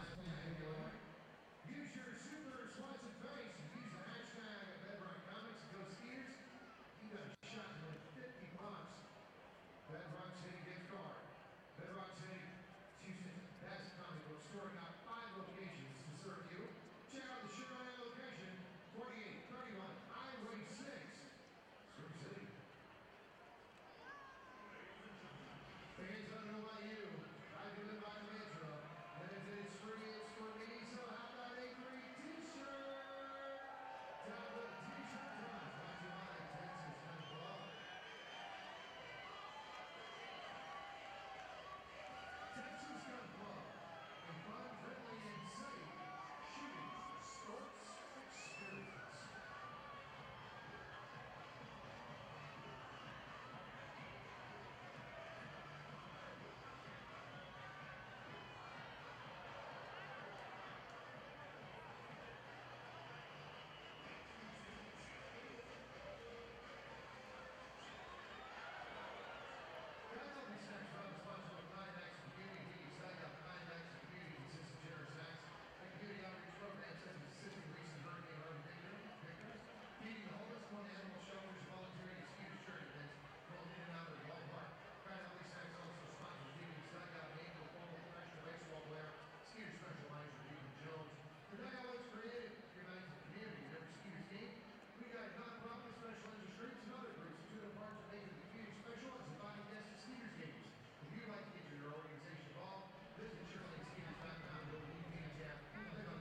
Into the 7th we go at Constellation Field, still tied at 1 between the Ducks and the Skeeters, and on comes the first man out of the bullpen for Sugar Land. It's the right-hander Zach Zinicola, who is 0-3 with a 4.91 earned run average in 9 games, 7 starts, 18 and a third innings pitched, 29 hits, 15 runs, 6 walks, 11 strikeouts, league hitting .363 against Zinicola, who comes in for Mitch Talbot. Another nice start from Mitch Talbot, almost exactly the same as his last start, but he will not get a decision in this one. He allows only 1 run on 5 hits in 6 innings of work, 1 walk, and 8 strikeouts. So on comes Zinicola, and to take it the rest of the way, here's the voice of the Skeeters, Ira Liebman.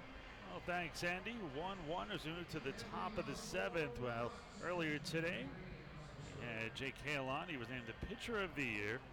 Josh Prince was the most valuable player, but yesterday, Albert Cordero was named the Community Man of the Year. We're joined here by Skeeters' Kyle Dawson, the Assistant GM of Community Engagement for Sugar Land. And what made Cordero your selection for Community Man of the Year? Hi, Ira. Good to be here. I don't think Kyle can make it, so, just gonna be here while some guys. And I thought I was going to talk to Kyle Dawson, not Harry Carey. Not gonna be happy. What do we got here? Go ahead, Harry. Call it. Hey, right-handed bat, number 23. I think he's strong. He's a catcher. All right, you're good. Now we'd like to talk to Kyle Dawson with your split personality. Yeah. No, I had to do it, Ira. We have to have some fun. Yes, and we do. I know Harry's a big, mentor of yours, and I know you obviously you've got Harry sitting right here. Holy cow! This one hits a third. Fly ball up to the shortstop, third baseman on over to Travis. Out and over. 5-3 on the put out if you were actually paying attention. 1-1 your score here. We're joined by Kyle Dawson, assistant GM and impressionist. Absolutely. We had fun around here. I don't know if you saw me the other night when I was doing base drag and ate it. I did see you holding the hose today, and that was not a metaphor for anything else with our groundskeeper, Brad Detmore, today. Got to help Brad out, you know. Those guys work. I mean, I don't know if anybody comes here to this ballpark, Constellation Field, and when you walk out, I mean, this is a big one. And Brad and Bobby kill themselves to make it. This one is hit past Zanicola, and what a play by Prince, and Aaron's to throw to first in time. Prince was going towards the shortstop position behind second. He was never going to be able to stop plant in time. He flipped it to Aaron, who barehanded it and threw it to first to Nip Delta Cleary Jr. What a play. I've seen him do that a few times this year. Get that guy a blood wash. That's a blood. Go down 4-6-3 on the put out.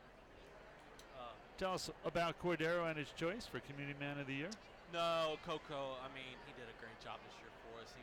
You know, his attitude was great. Anytime we asked him to do something, he was there for it. You know, even the small things like, you know, hey, can you come do a video for us for the fans? And he was like, yeah, absolutely. He had so much fun.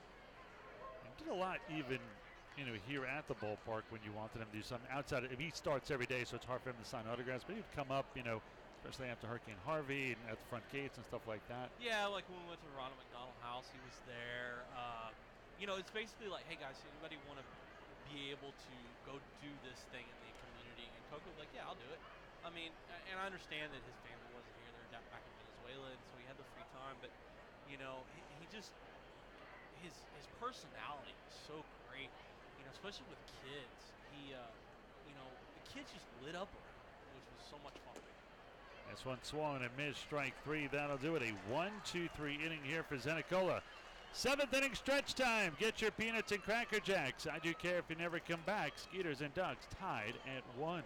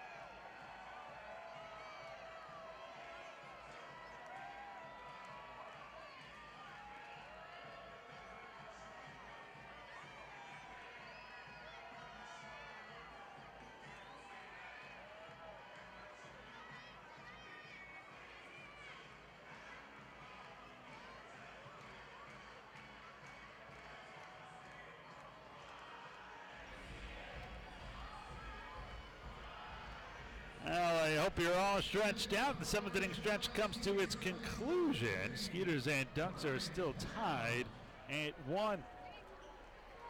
Brian Pounds will lead it off. He'll try to untie it. It'll be followed by Anthony Jancenti and Wilfredo Rodriguez. On the hill is Jake Dunning. Pounds so far 1 for 2 against Dunning. First pitch a strike, 0-1 the count. Pounds has singled and struck out. Check up on our Atlantic League scoreboard, see if there's any changes, and there is. Somerset has extended their lead to 3 runs. They're up 5-2, top of the 8th, so time running out quickly on the Bridgeport season. Barnstorm is still in front 7-6, bottom of the 7th. 1 ball and 1 strike to count here on Pounds. Dunning pitches way inside. As Pounds had to get out of the way of that one. 2 balls and a strike here. Dunning began the season the White Sox organization, AA and AAA. And for Birmingham and Charlotte, the Birmingham Barons, that's where Michael Jordan once played. The 2-1 here from the right-hander. Swung and missed. 2 balls and 2 strikes to count.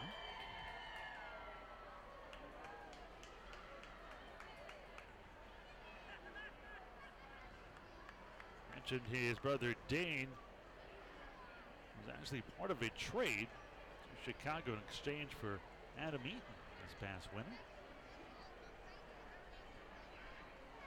The 2-2 from Dunning. This one on the outside corner, strike 3. That is the second straight strikeout going back to last inning. 5th overall for Dunning. There's 1 down here in the bottom of the 7th. Score tied at 1. So 1 out, none up for Anthony Jansanti. Jansanti is flying out to right. It hit into a double play. 273 for Anthony. 9 home runs, 51 RBIs. 1 run on 7 hits for the Skeeters, 1 run on 5 for the Ducks. This one is served into center field, a base hit for Jansanti. 1 on and 1 out for Rodriguez. Now, if you're in the Duck situation, would you rather kind of know you've clinched before you're done, or would you rather win to clinch? I'd rather win to clinch. Feels a little bit better that way when you have celebrated a win. It almost feels a little bit different when after a loss you're celebrating the fact that you clinched a playoff spot. Doesn't feel the exact same way. Also, better question, say they go on to lose this game and Somerset wins, meaning that they are in, then the game is over and they've already known for 2 or 3 innings that they're in. Do you celebrate on the mound even though you've had a loss, or do you wait to get into the locker room? Probably have to wait until the locker room. Don't know if the Skeeters would appreciate the team losing celebrating on their field. So it is fouled off down the right side. No balls and 1 strike to count here on Rodriguez.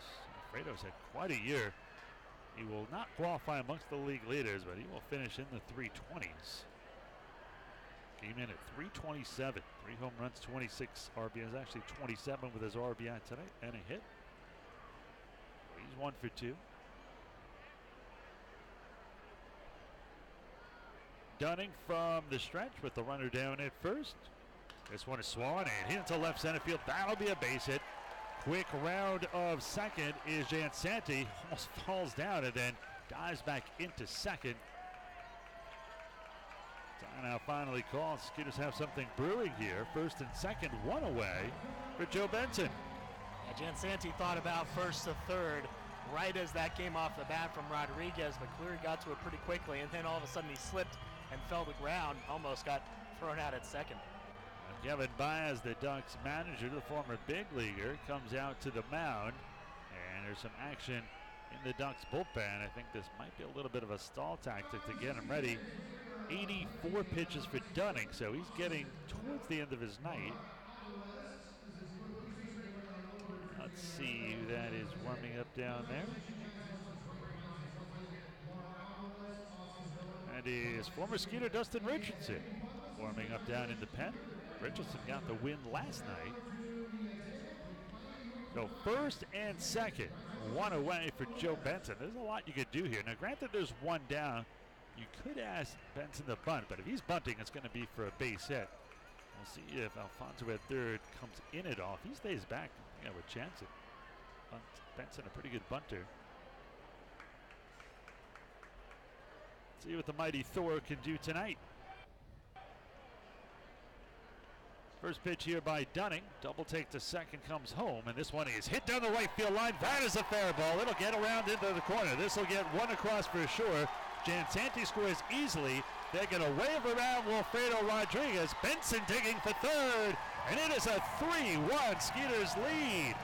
5th double of the year for Benson, and the Skeeters are up by 2. Well, how about that? He jumps out on the first pitch and clears the bases on that triple. Biggest hit of the game so far, and it comes from the 9-hole hitter. You love that, and you get to flip the lineup over as well for Josh Prince. That's what makes it even better. And still only one away, so Prince can get an RBI and a little bit of insurance here for the Skeeters. Bad news for the Ducks. And the infield will come in here for Long Island. Prince 0 for 3 tonight. He has 4 outs. He is grounded out to third, popped out to second, and hit into a 6-4-3 double play last time up. First pitch. Swan, little blooper with the infield in. This may fall in. No, nice basket catch. Willie Mays style by Elmer Reyes, the second baseman, going towards the outfield, saves a run. Oh boy, that's an unbelievable play by Elmer Reyes. And man, Prince probably felt he had the bloop single there. And even then, I don't know if Benson would have been able to score on that play anyway, because Benson had to hold up at third just in case that one got caught. So it may have been a single keeping the runner at third base. Good But point. either way, this is going to get Dunning out of the game. And Caleb Ramsey, the left-handed hitter, will face the lefty Richardson. So we're going to take a break here. We'll see the former Skeeter and former big leaguer Dustin Richardson when we get back here in a moment. Skeeters up by a pair, 3-1. Runner at third with 2 down.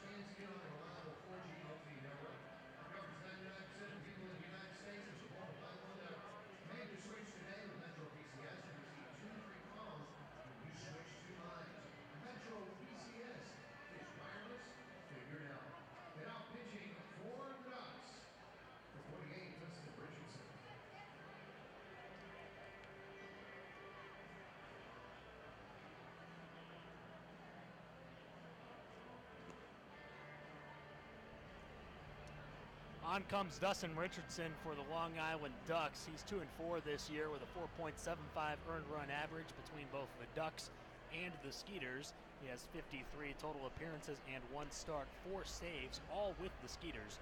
47 and a third innings pitched, 36 hits, 26 runs, 31 walks, 70 strikeouts. League hitting just 208 against Dustin Richardson, who will come on to face a left-handed batter in Ramsey. That knocked Jake Dunning, the starter, out of the game. Pitched 6 2/3, allowed 10 hits and so far 3 runs, but he is responsible for Benson at third. No walks and 5 strikeouts for Dunning on 86 pitches. Now, D-Rich, while here with the Ducks, 1-0 with a 2.08 ERA. This will be his 6th appearance. Picked up the win, as I mentioned last night. Skeeters have scored 2 here in the bottom of the 7th. They lead 3-1, 2 outs. Benson down at third, who tripled home 2 runs. Short and second back for the Ducks. First pitch from Richardson. Swung in up foul just to the left of home. No balls and 1 strike to count here on Caleb. Ramsey is 0 for 3. He is grounded to second, grounded to first, and grounded to the catcher. 3 runs now on 10 hits for the Skeeters. They have committed a pair of errors. 1 run, 5 hits, and no errors for the Ducks. Big hole in right center field. 3-0-1.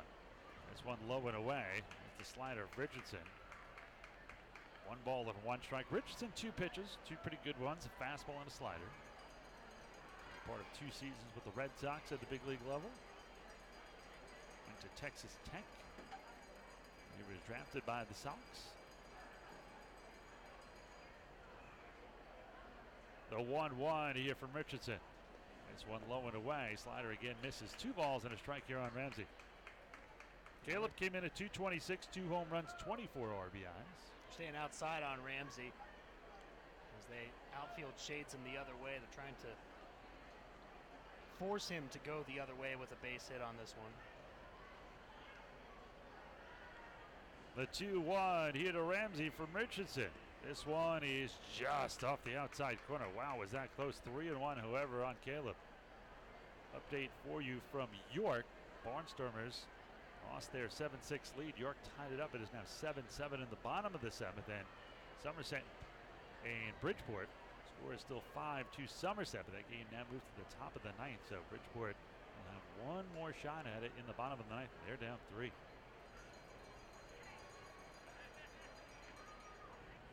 The 3-1 here from Richardson. Way inside, ball 4. Now runners on the corners here. See if Kevin Baez is going to leave him in just for that one batter or not.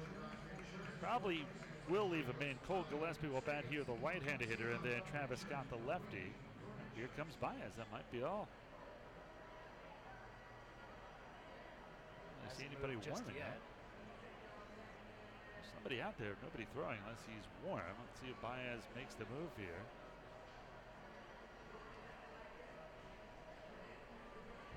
He's taking him out here with Travis Scott on double deck, but Richardson just going to pick for the one batter. Lefty. He walked Ramsey, so he will walk off. Still 3-1. Runners on the corners. 2 on, 2 out. We'll find out who the Ducks hurler is when we get back here in just a moment.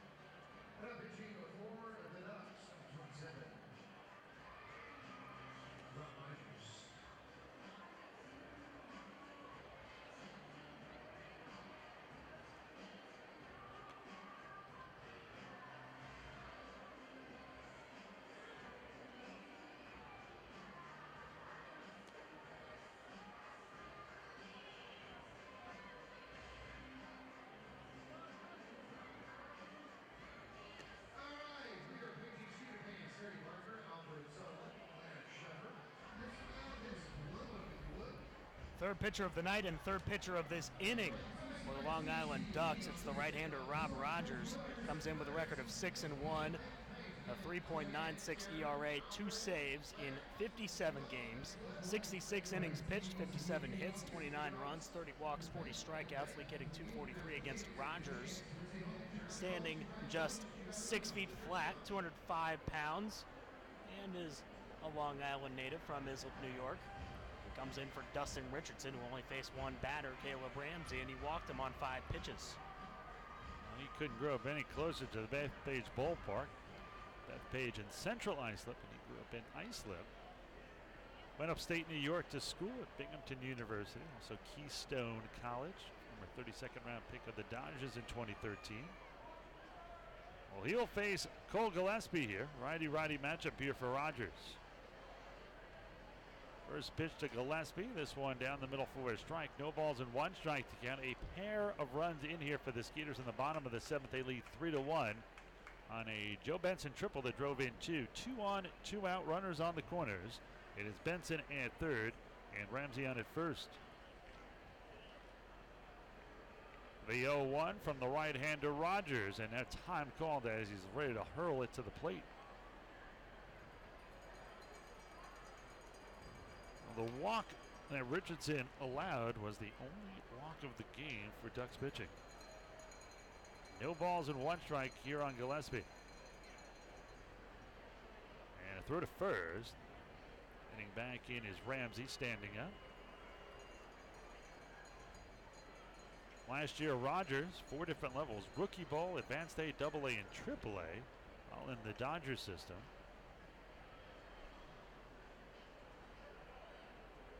The 0-1. This one lowered away, gets away from Berg.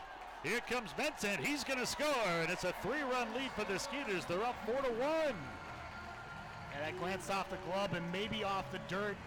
Looked like kind of a tough pitch for Berg to handle, but I'd be interested to see whether this is wild pitch or pass ball. I think it could go either way.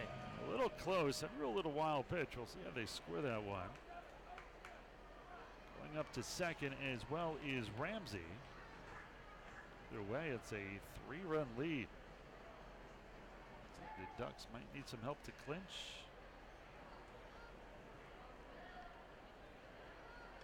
1 ball and 1 strike to count here. This one high and tight as Gillespie spins out of the way of that one. 2-1. Let's see, it is not ruled yet. Tough debate for the Skeeters official score. The 2-1.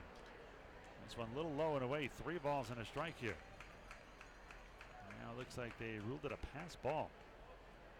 Yeah, I think it could have gone either way, and I think it didn't really come off the dirt, and it was to the right of Berg, but had a chance to stop it and didn't. A 3-1 swung, hit down the left field line. It's a fair ball past Giovanni Alfonso. Scoring easily is Ramsey. Going to be a double for Gillespie, and now the Skeeters up 5-1. 4 runs here in the 7th. Oh, what a play by Gillespie. He places it perfectly down that third base line, and the second extra base hit of the game for the Skeeters as they start to figure out the bullpen. Gillespie is 11th double of the year, so it looks like the Ducks are going to need help to clinch tonight. Another peek on that Bridgeport game, and now they're in the bottom of the 9th. Bridgeport down to their final 3 outs, and they're down 3-5-2.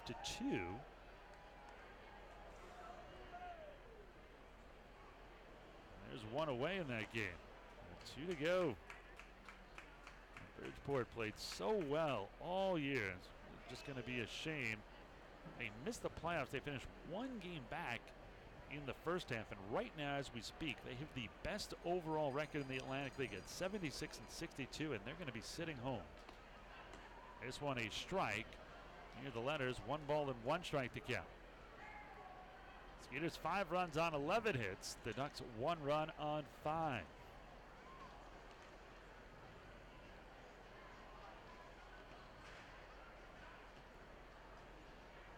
Rogers gets the sign here from Berg, and now taking a little bit too long for Travis Scott's liking. 1 ball and 1 strike to count here on Scott. 2 outs, 4 in, runner down at second. Skeeters leading 5-1. The 1-1 swung on, popped up. Shallow left field. Lyons chases it. He'll go out to medium left field and haul it in for the final out. But not before the Skeeters score 4 times. They get 4 runs on 4 hits, no errors, and 1 man left on base. We are through 7 innings of play. Skeeters up 5-1.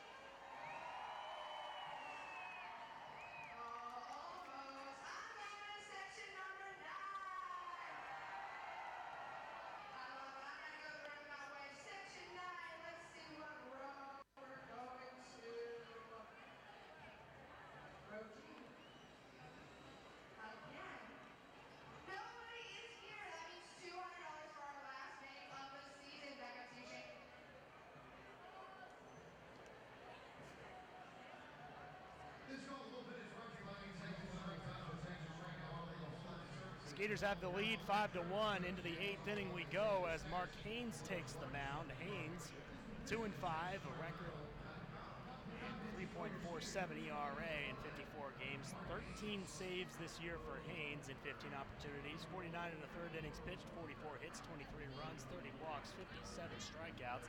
League hitting 240 against Haynes, who comes on for Zach Zinicola. Had a spotless 7th inning, 1-2-3 7th with a strikeout thrown in there. Haynes is the 3rd pitcher on the night. Well, some big news in Atlantic League as far as the playoffs. It is over in Bridgeport. Patriots win 5-2, so congratulations to these Ducks. They may or may not be aware of it, but they are second half Liberty Division champs, so congratulations to them. And York has taken a huge lead, although that one not over yet. Bottom of the 7th, they're 13-7, so the playoff format might be completely decided here today. 5-1 the score here. The Punisher, Mark Haynes, in here in the 8th. First pitch from the Punisher is a strike on the outside corner. No balls and 1 strike. Here in the top of the 8th. Top of the order, 1, 2, and 3, Giovanni Alfonso, Elmer Reyes, and Lou Ford. They're going to set up outside here. Haynes kicks and deals the 0-1. Swung and missed. Good fastball there by Mark. 91 on the gun. No balls and 2 strikes to count.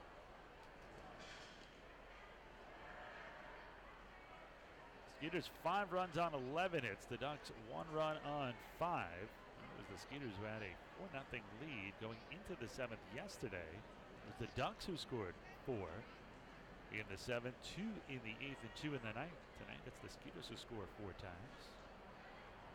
This game might not matter. One foul back again. Count remains no balls and 2 strikes to count here. Alfonso has struck out twice, singled and scored the lone run of the game for the Ducks.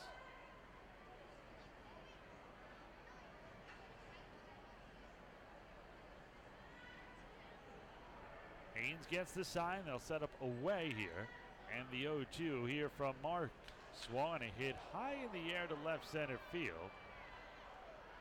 Gillespie is there, and the center fielder hauls it down in left center for out number 1. So 1 out, none on. Elmer Reyes steps in. He has walked, struck out, and grounded out to 3rd.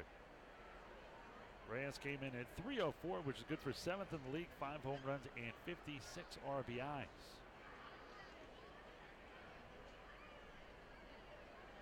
Their final in the Atlantic League, the most irrelevant game. The Bees beat the Blue Crabs 5-1, but Maryland will be in the postseason. Right now it is Somerset versus Long Island and Southern Maryland versus most likely York. It was up 13-7 in the 7th. They just need to beat the Barnstormers today, and they are victorious. They have a 6-run lead. Now, again, it is in York, and anything can happen. I said earlier, this will probably be a 14-13 final. Well, there's 13 runs by York, so who knows if the Barnstormers will storm back. This one swung and missed. No balls and 2 strikes to count here on Reyes. Elmer came in 3rd in the league with 141 hits. No balls and 2 strikes to count. Steps back into the box here. Haynes looks in for the side. Wind blowing in from left center. The 0-2 swung and hit high in the air to left center field. Again, it is Gillespie, and he brings it down in shallow left center for the 2nd out. And so far, Haynes very impressive here in the 8th. 2 outs, none on for Lou Ford. Ford grounded into a fielder's choice, struck out and singled last time up. A 41-year-old spoke to Jake Hale, who was named Pitcher of the Year, and you wonder how long Hale will continue to play. So they want to still go a little bit more, at least 1 more year, play a decade. Well, I don't know when Ford's going to stop. 41 years old, still has his game. A little more banged up injury-wise over the last few years. Certainly was not at 100% in the championship game last year. No balls and 1 strike to count as Ford fouls it into the net.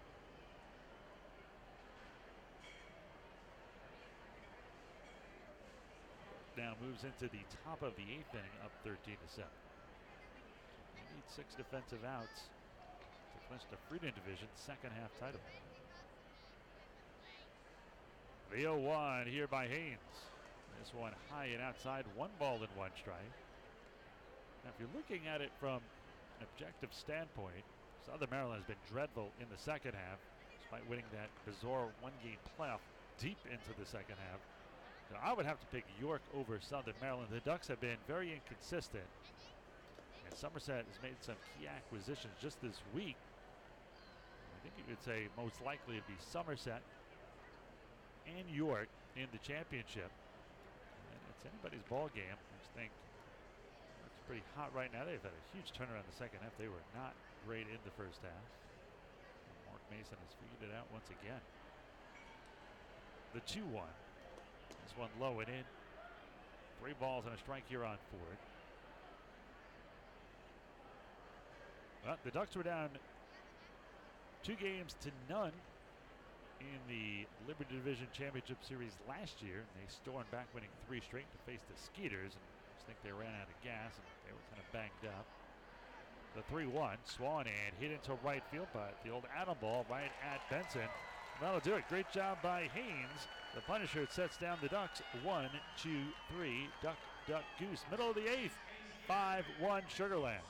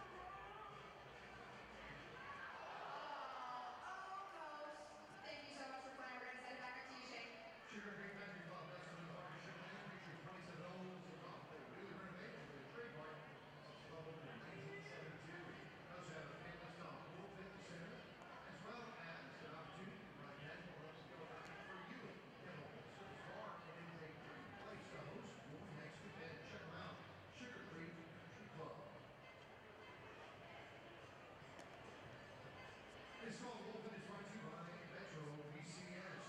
Get 2 free phones when you switch to lines. Metro PCS. It's easy. Metro PCS. Spirals figured out. Now pitching for the Long Island Ducks. 35, James Jones.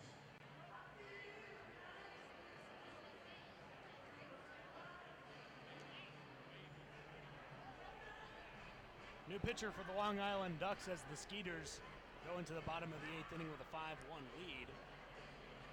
Long Island's right-hander James Jones will come on. Jones, with the Ducks this year, has pitched in just 1 game so far and has not pitched a single inning. He has not recorded a single out, has allowed 2 runs on 2 hits in his only game. He got the loss in that game. No walks and no strikeouts. So his ERA with the Ducks is currently infinite and looking to change that here against the Skeeters in the 8th. Kevin Aarons will start it off here for the Skeeters. It'll be Aarons, Pounds, and Jansanti, 4, 5, and 6. Skeeters with a 4-run lead here in the bottom of the 8th. First pitch, this one is low and away from Jones. 1 ball and no strikes. If he goes by JJ. 5 runs on 11 hits for the Skeeters, 1 run on just 5 for the Ducks. The Ducks are already in the playoffs. Bridgeport has lost. Again, congratulations to them. 2 balls and no strikes. Almost a year ago, it was the Skeeters who beat the Ducks on Long Island and here first with their first ever championship.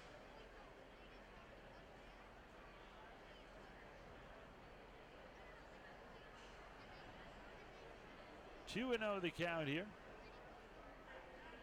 Jones fires at home, down low, 3-0.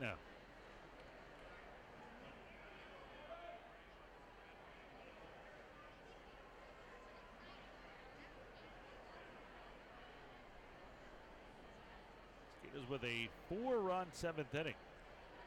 Locked a 1-1 tie. Fastball for a strike on the outside corner. 3-1 the count here to Aarons.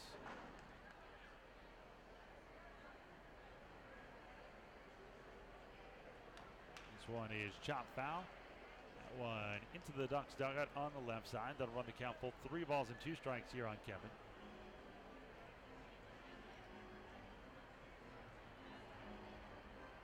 Aarons came in at 277, 12 home runs, 68 RBIs. His career high in home runs is 13. He has this at bat in tomorrow to try to tie that.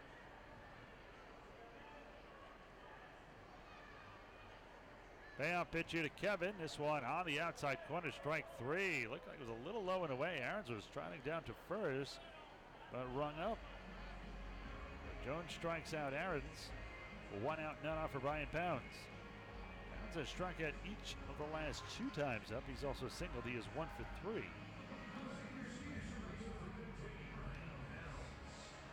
Haynes had a 1-2-3 eighth, and you wonder if Felipe Paulino will try to close it out in the 9th, despite it not being a save situation.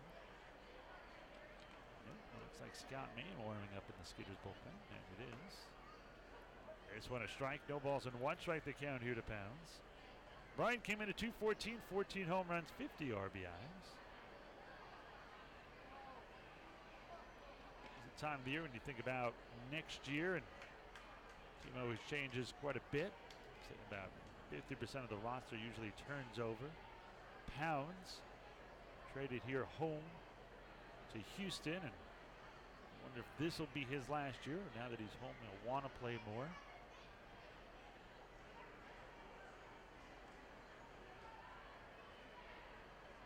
The righty Jones kicks and deals the 1-1, and this one a strike on the outside corner, 1-2.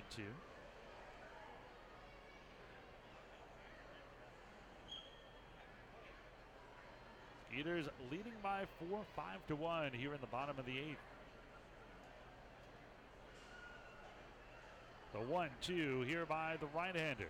This one swung and a missed strike. 3 is dropped by Burke. He will tag Pounds, and Jones has come out firing. Strikes at the first 2 he faces. So 2 outs, none on. That'll bring in Anthony Jansanti.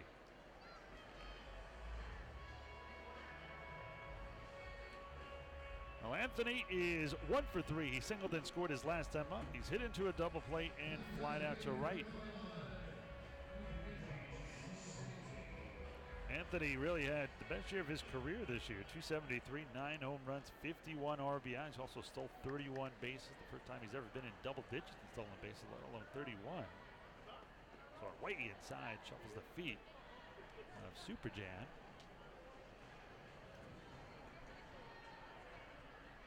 What would your superhero alter ego be, Andy? Be my shaded identity, if you'd like to call it that.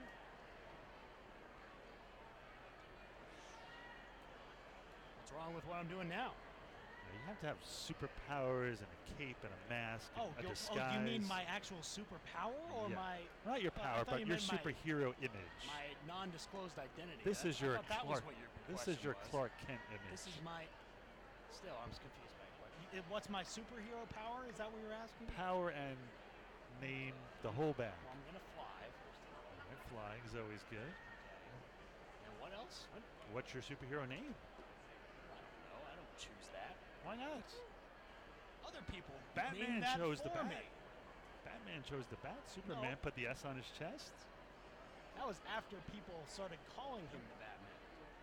He was afraid of bats, so he put a bat on his chest and He doesn't have any superpowers. Batman's the exception, actually. While we're having this argument, he's the only one. He's just a good fighter who's That's rich. why this is a divisive argument as to whether or not Batman is an actual superhero, because he really is just a normal human being. He is not superhuman. Good fighter, got a lot of gadgets and a lot of money to afford those. 3-2 is grounded to third. We'll have to continue the super conversation next inning. 1-2-3. Jones, a nice job out of the bullpen for the Ducks. Skeeters need 3 defensive out. We'll see who comes out to try to close it up for the Skeeters. They're up 5-1 here over the Ducks.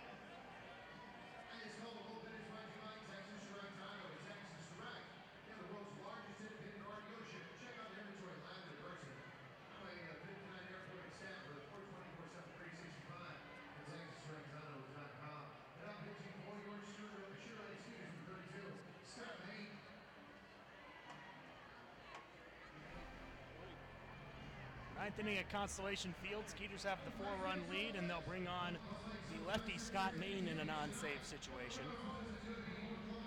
Main this year is 1-1 with a 4.05 ERA in 38 games, 33 and a third innings pitched, 30 hits, 17 runs, 14 walks, 34 strikeouts, league hitting .236 against Maine, who comes on for Mark Haynes, who pitched a 1-2-3-8, and be remiss to not mention this. Haynes is just 3 hours and 15 minutes away from turning 31 years old, so he gave himself an early birthday present with a 1-2-3-8 inning, and we wish Mark Haynes an early happy birthday. Well, Haynes, a local product as well. It's a Rice, lives in Sugar Land. Well, Maine will try to get 3 outs in, wrap up a Skeeters win. Again, if you're just joining us, the Ducks have already gotten into the playoffs as Bridgeport lost tonight to Somerset 5-2. So congratulations again to the Ducks, and peek in on the other game to see if the rest of the playoffs are intact. Well, it's in the top of the ninth, and York is up 13-7. So I think all the playoff scenarios going to be finalized here tonight. The 1-0 here from Maine. This one is high and outside to Mark Krause. Meat of the order for Maine: Krause, Gotay, and Sanko. This is Jordan Hinshaw. Hinshaw coming into pinch hit here. This one is a strike on the outside corner. 2-1 the count.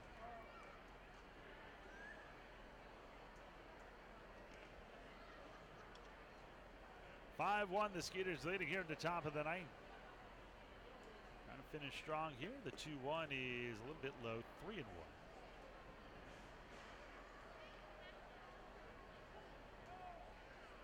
See where that York and Barnstormer game is. Nobody out yet, so still 3 full outs needed.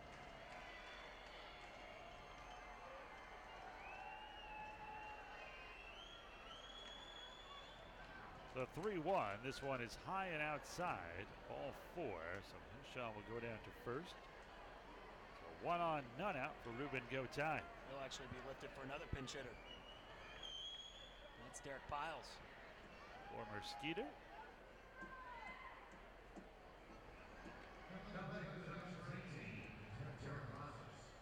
Piles would come in. Piles kind of your super utility guy. Did a good job for the Skeeters, but just didn't have room for him anymore. Piles with that very deep crouch and open stance from the right side, and his knees almost touching. First pitch here is low and in. 1 ball and no strikes to Piles.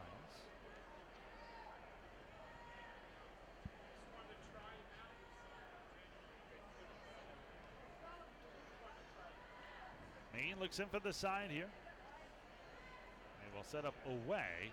And the 1-0 here to Derek Piles. Swung and fouled off to the right side. 1 ball and 1 strike to count. Piles overall 27 games between the Skeeters and the Ducks, hitting .233.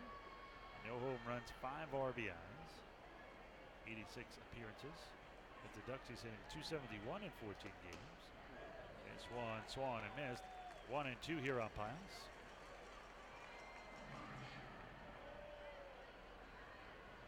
It's from Avon, Illinois. 6 foot 215 pounds for number 19. The 1-2 here from the Skeeters southpaw. Down low, 2 balls and 2 strikes. Angelo Sanko on deck, the designated hitter. Skeeters are up 5-1 here in the top of the 9th. One more game of the season for the Skeeters. Tomorrow will be the season finale. The 2-2. Swung on and missed, strike 3. Maine gets the first out here, 2 to go. 1 on and 1 out here for Angelo Sanko.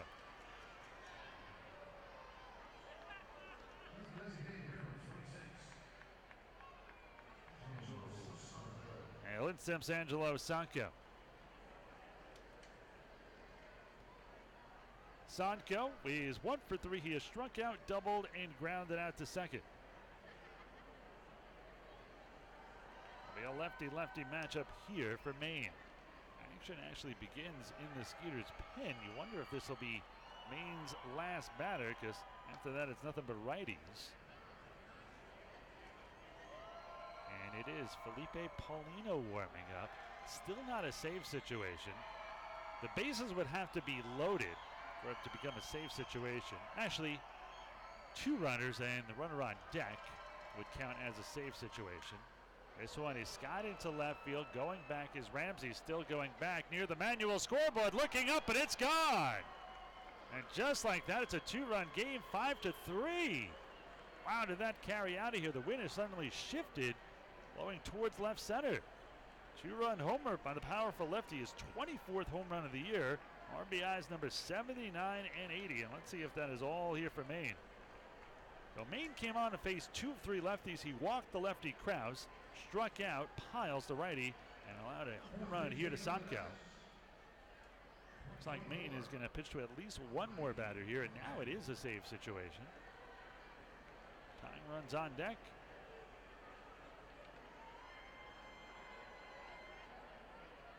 Then steps the catcher Alex Berg, and here comes Gary Gaddy, and that looks like it's going to be all here for Scott Maine. Gary will take the ball. We'll take a break. We'll come back and tell you all about Felipe Paulino. We'll return here to Constellation Field in just a moment.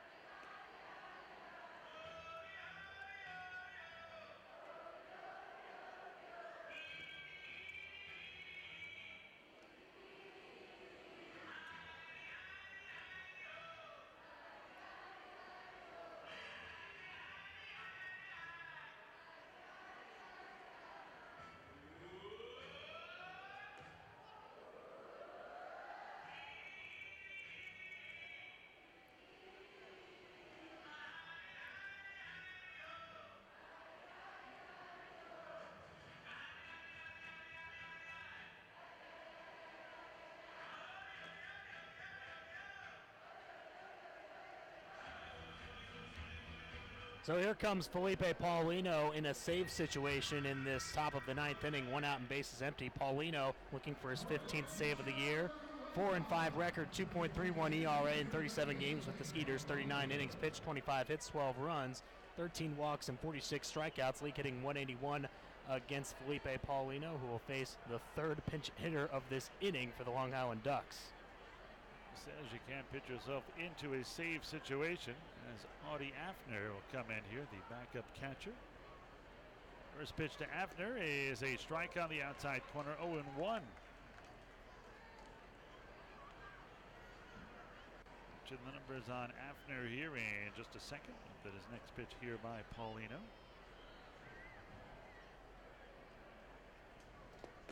And this one a strike, no balls and 2 strikes. Well, Afner, just his 12th game here, 231 on the season. No home runs and 1 RBI, just 39 at bats for Audie. Former Astro, Felipe Paulino, trying to polish off the pinch hitter. The 0-2. Fastball on the outside corner, strike 3. 93 on the gun for Paulino, and the Skeeters are 1 out away from a win. Well, Paulino was the closer at the beginning of the year. Then he took off to Mexico, playing the Mexican League, and Mark Haynes became the closer. And now Paulino back, he has regained the closer role in his close race and saves, although I think with 1 game to go that Paulino, especially if he can wrap it up here, would seal it. Paulino has those 14 saves. Haynes, who pitched the 8th, has 13 saves. Lynn steps the left-hand hitting, should be switch hitting. Delta Cleary Jr. batting here from the left side. Takes the first pitch for a strike, 0-1 the count. Stick around after the game. We have some music for you coming up. Post-game concert. Charlie Robinson will perform, local country artist. The 0-1. This one misses low and away. So if you're here in the ballpark, stick around for Charlie Robinson. If you're listening here around the Houston area, come on down, as they say on The Price is Right. The 1-1 here from Paulino. Swung on him is strike 2, and the Skeeters are 1 strike away.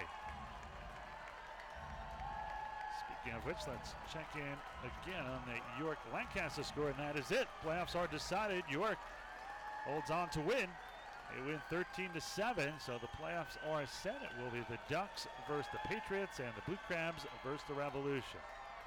The 1-2 fouled into the net in front of me. Count remains 1 ball and 2 strikes. So congratulations to both the Ducks and the Revolution.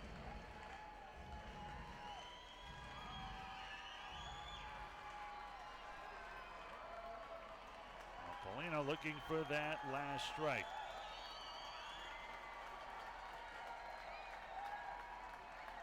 Skeeters leading 5-3. The 1-2 by Paulino on the inside corner, strike 3, and that's the game. Skeeters win. They strike out the side in the 9th between Maine and Paulino, despite allowing the 2-run homer to Sanko, and that will do it. Final numbers look like this: 5 runs, 11 hits, 2 errors for the Skeeters, 3 runs, 6 hits, and no errors for the Ducks. We'll take a break. We'll come back.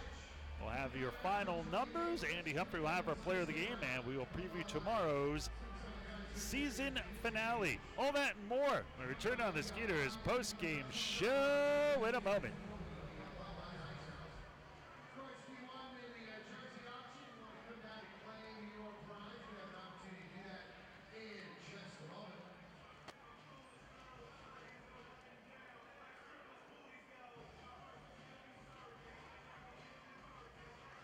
If you're going to be sticking around for the concert, you are definitely welcome onto the field. We'll be making our way down in just a moment between sections 2 and 3 and 24 and 25.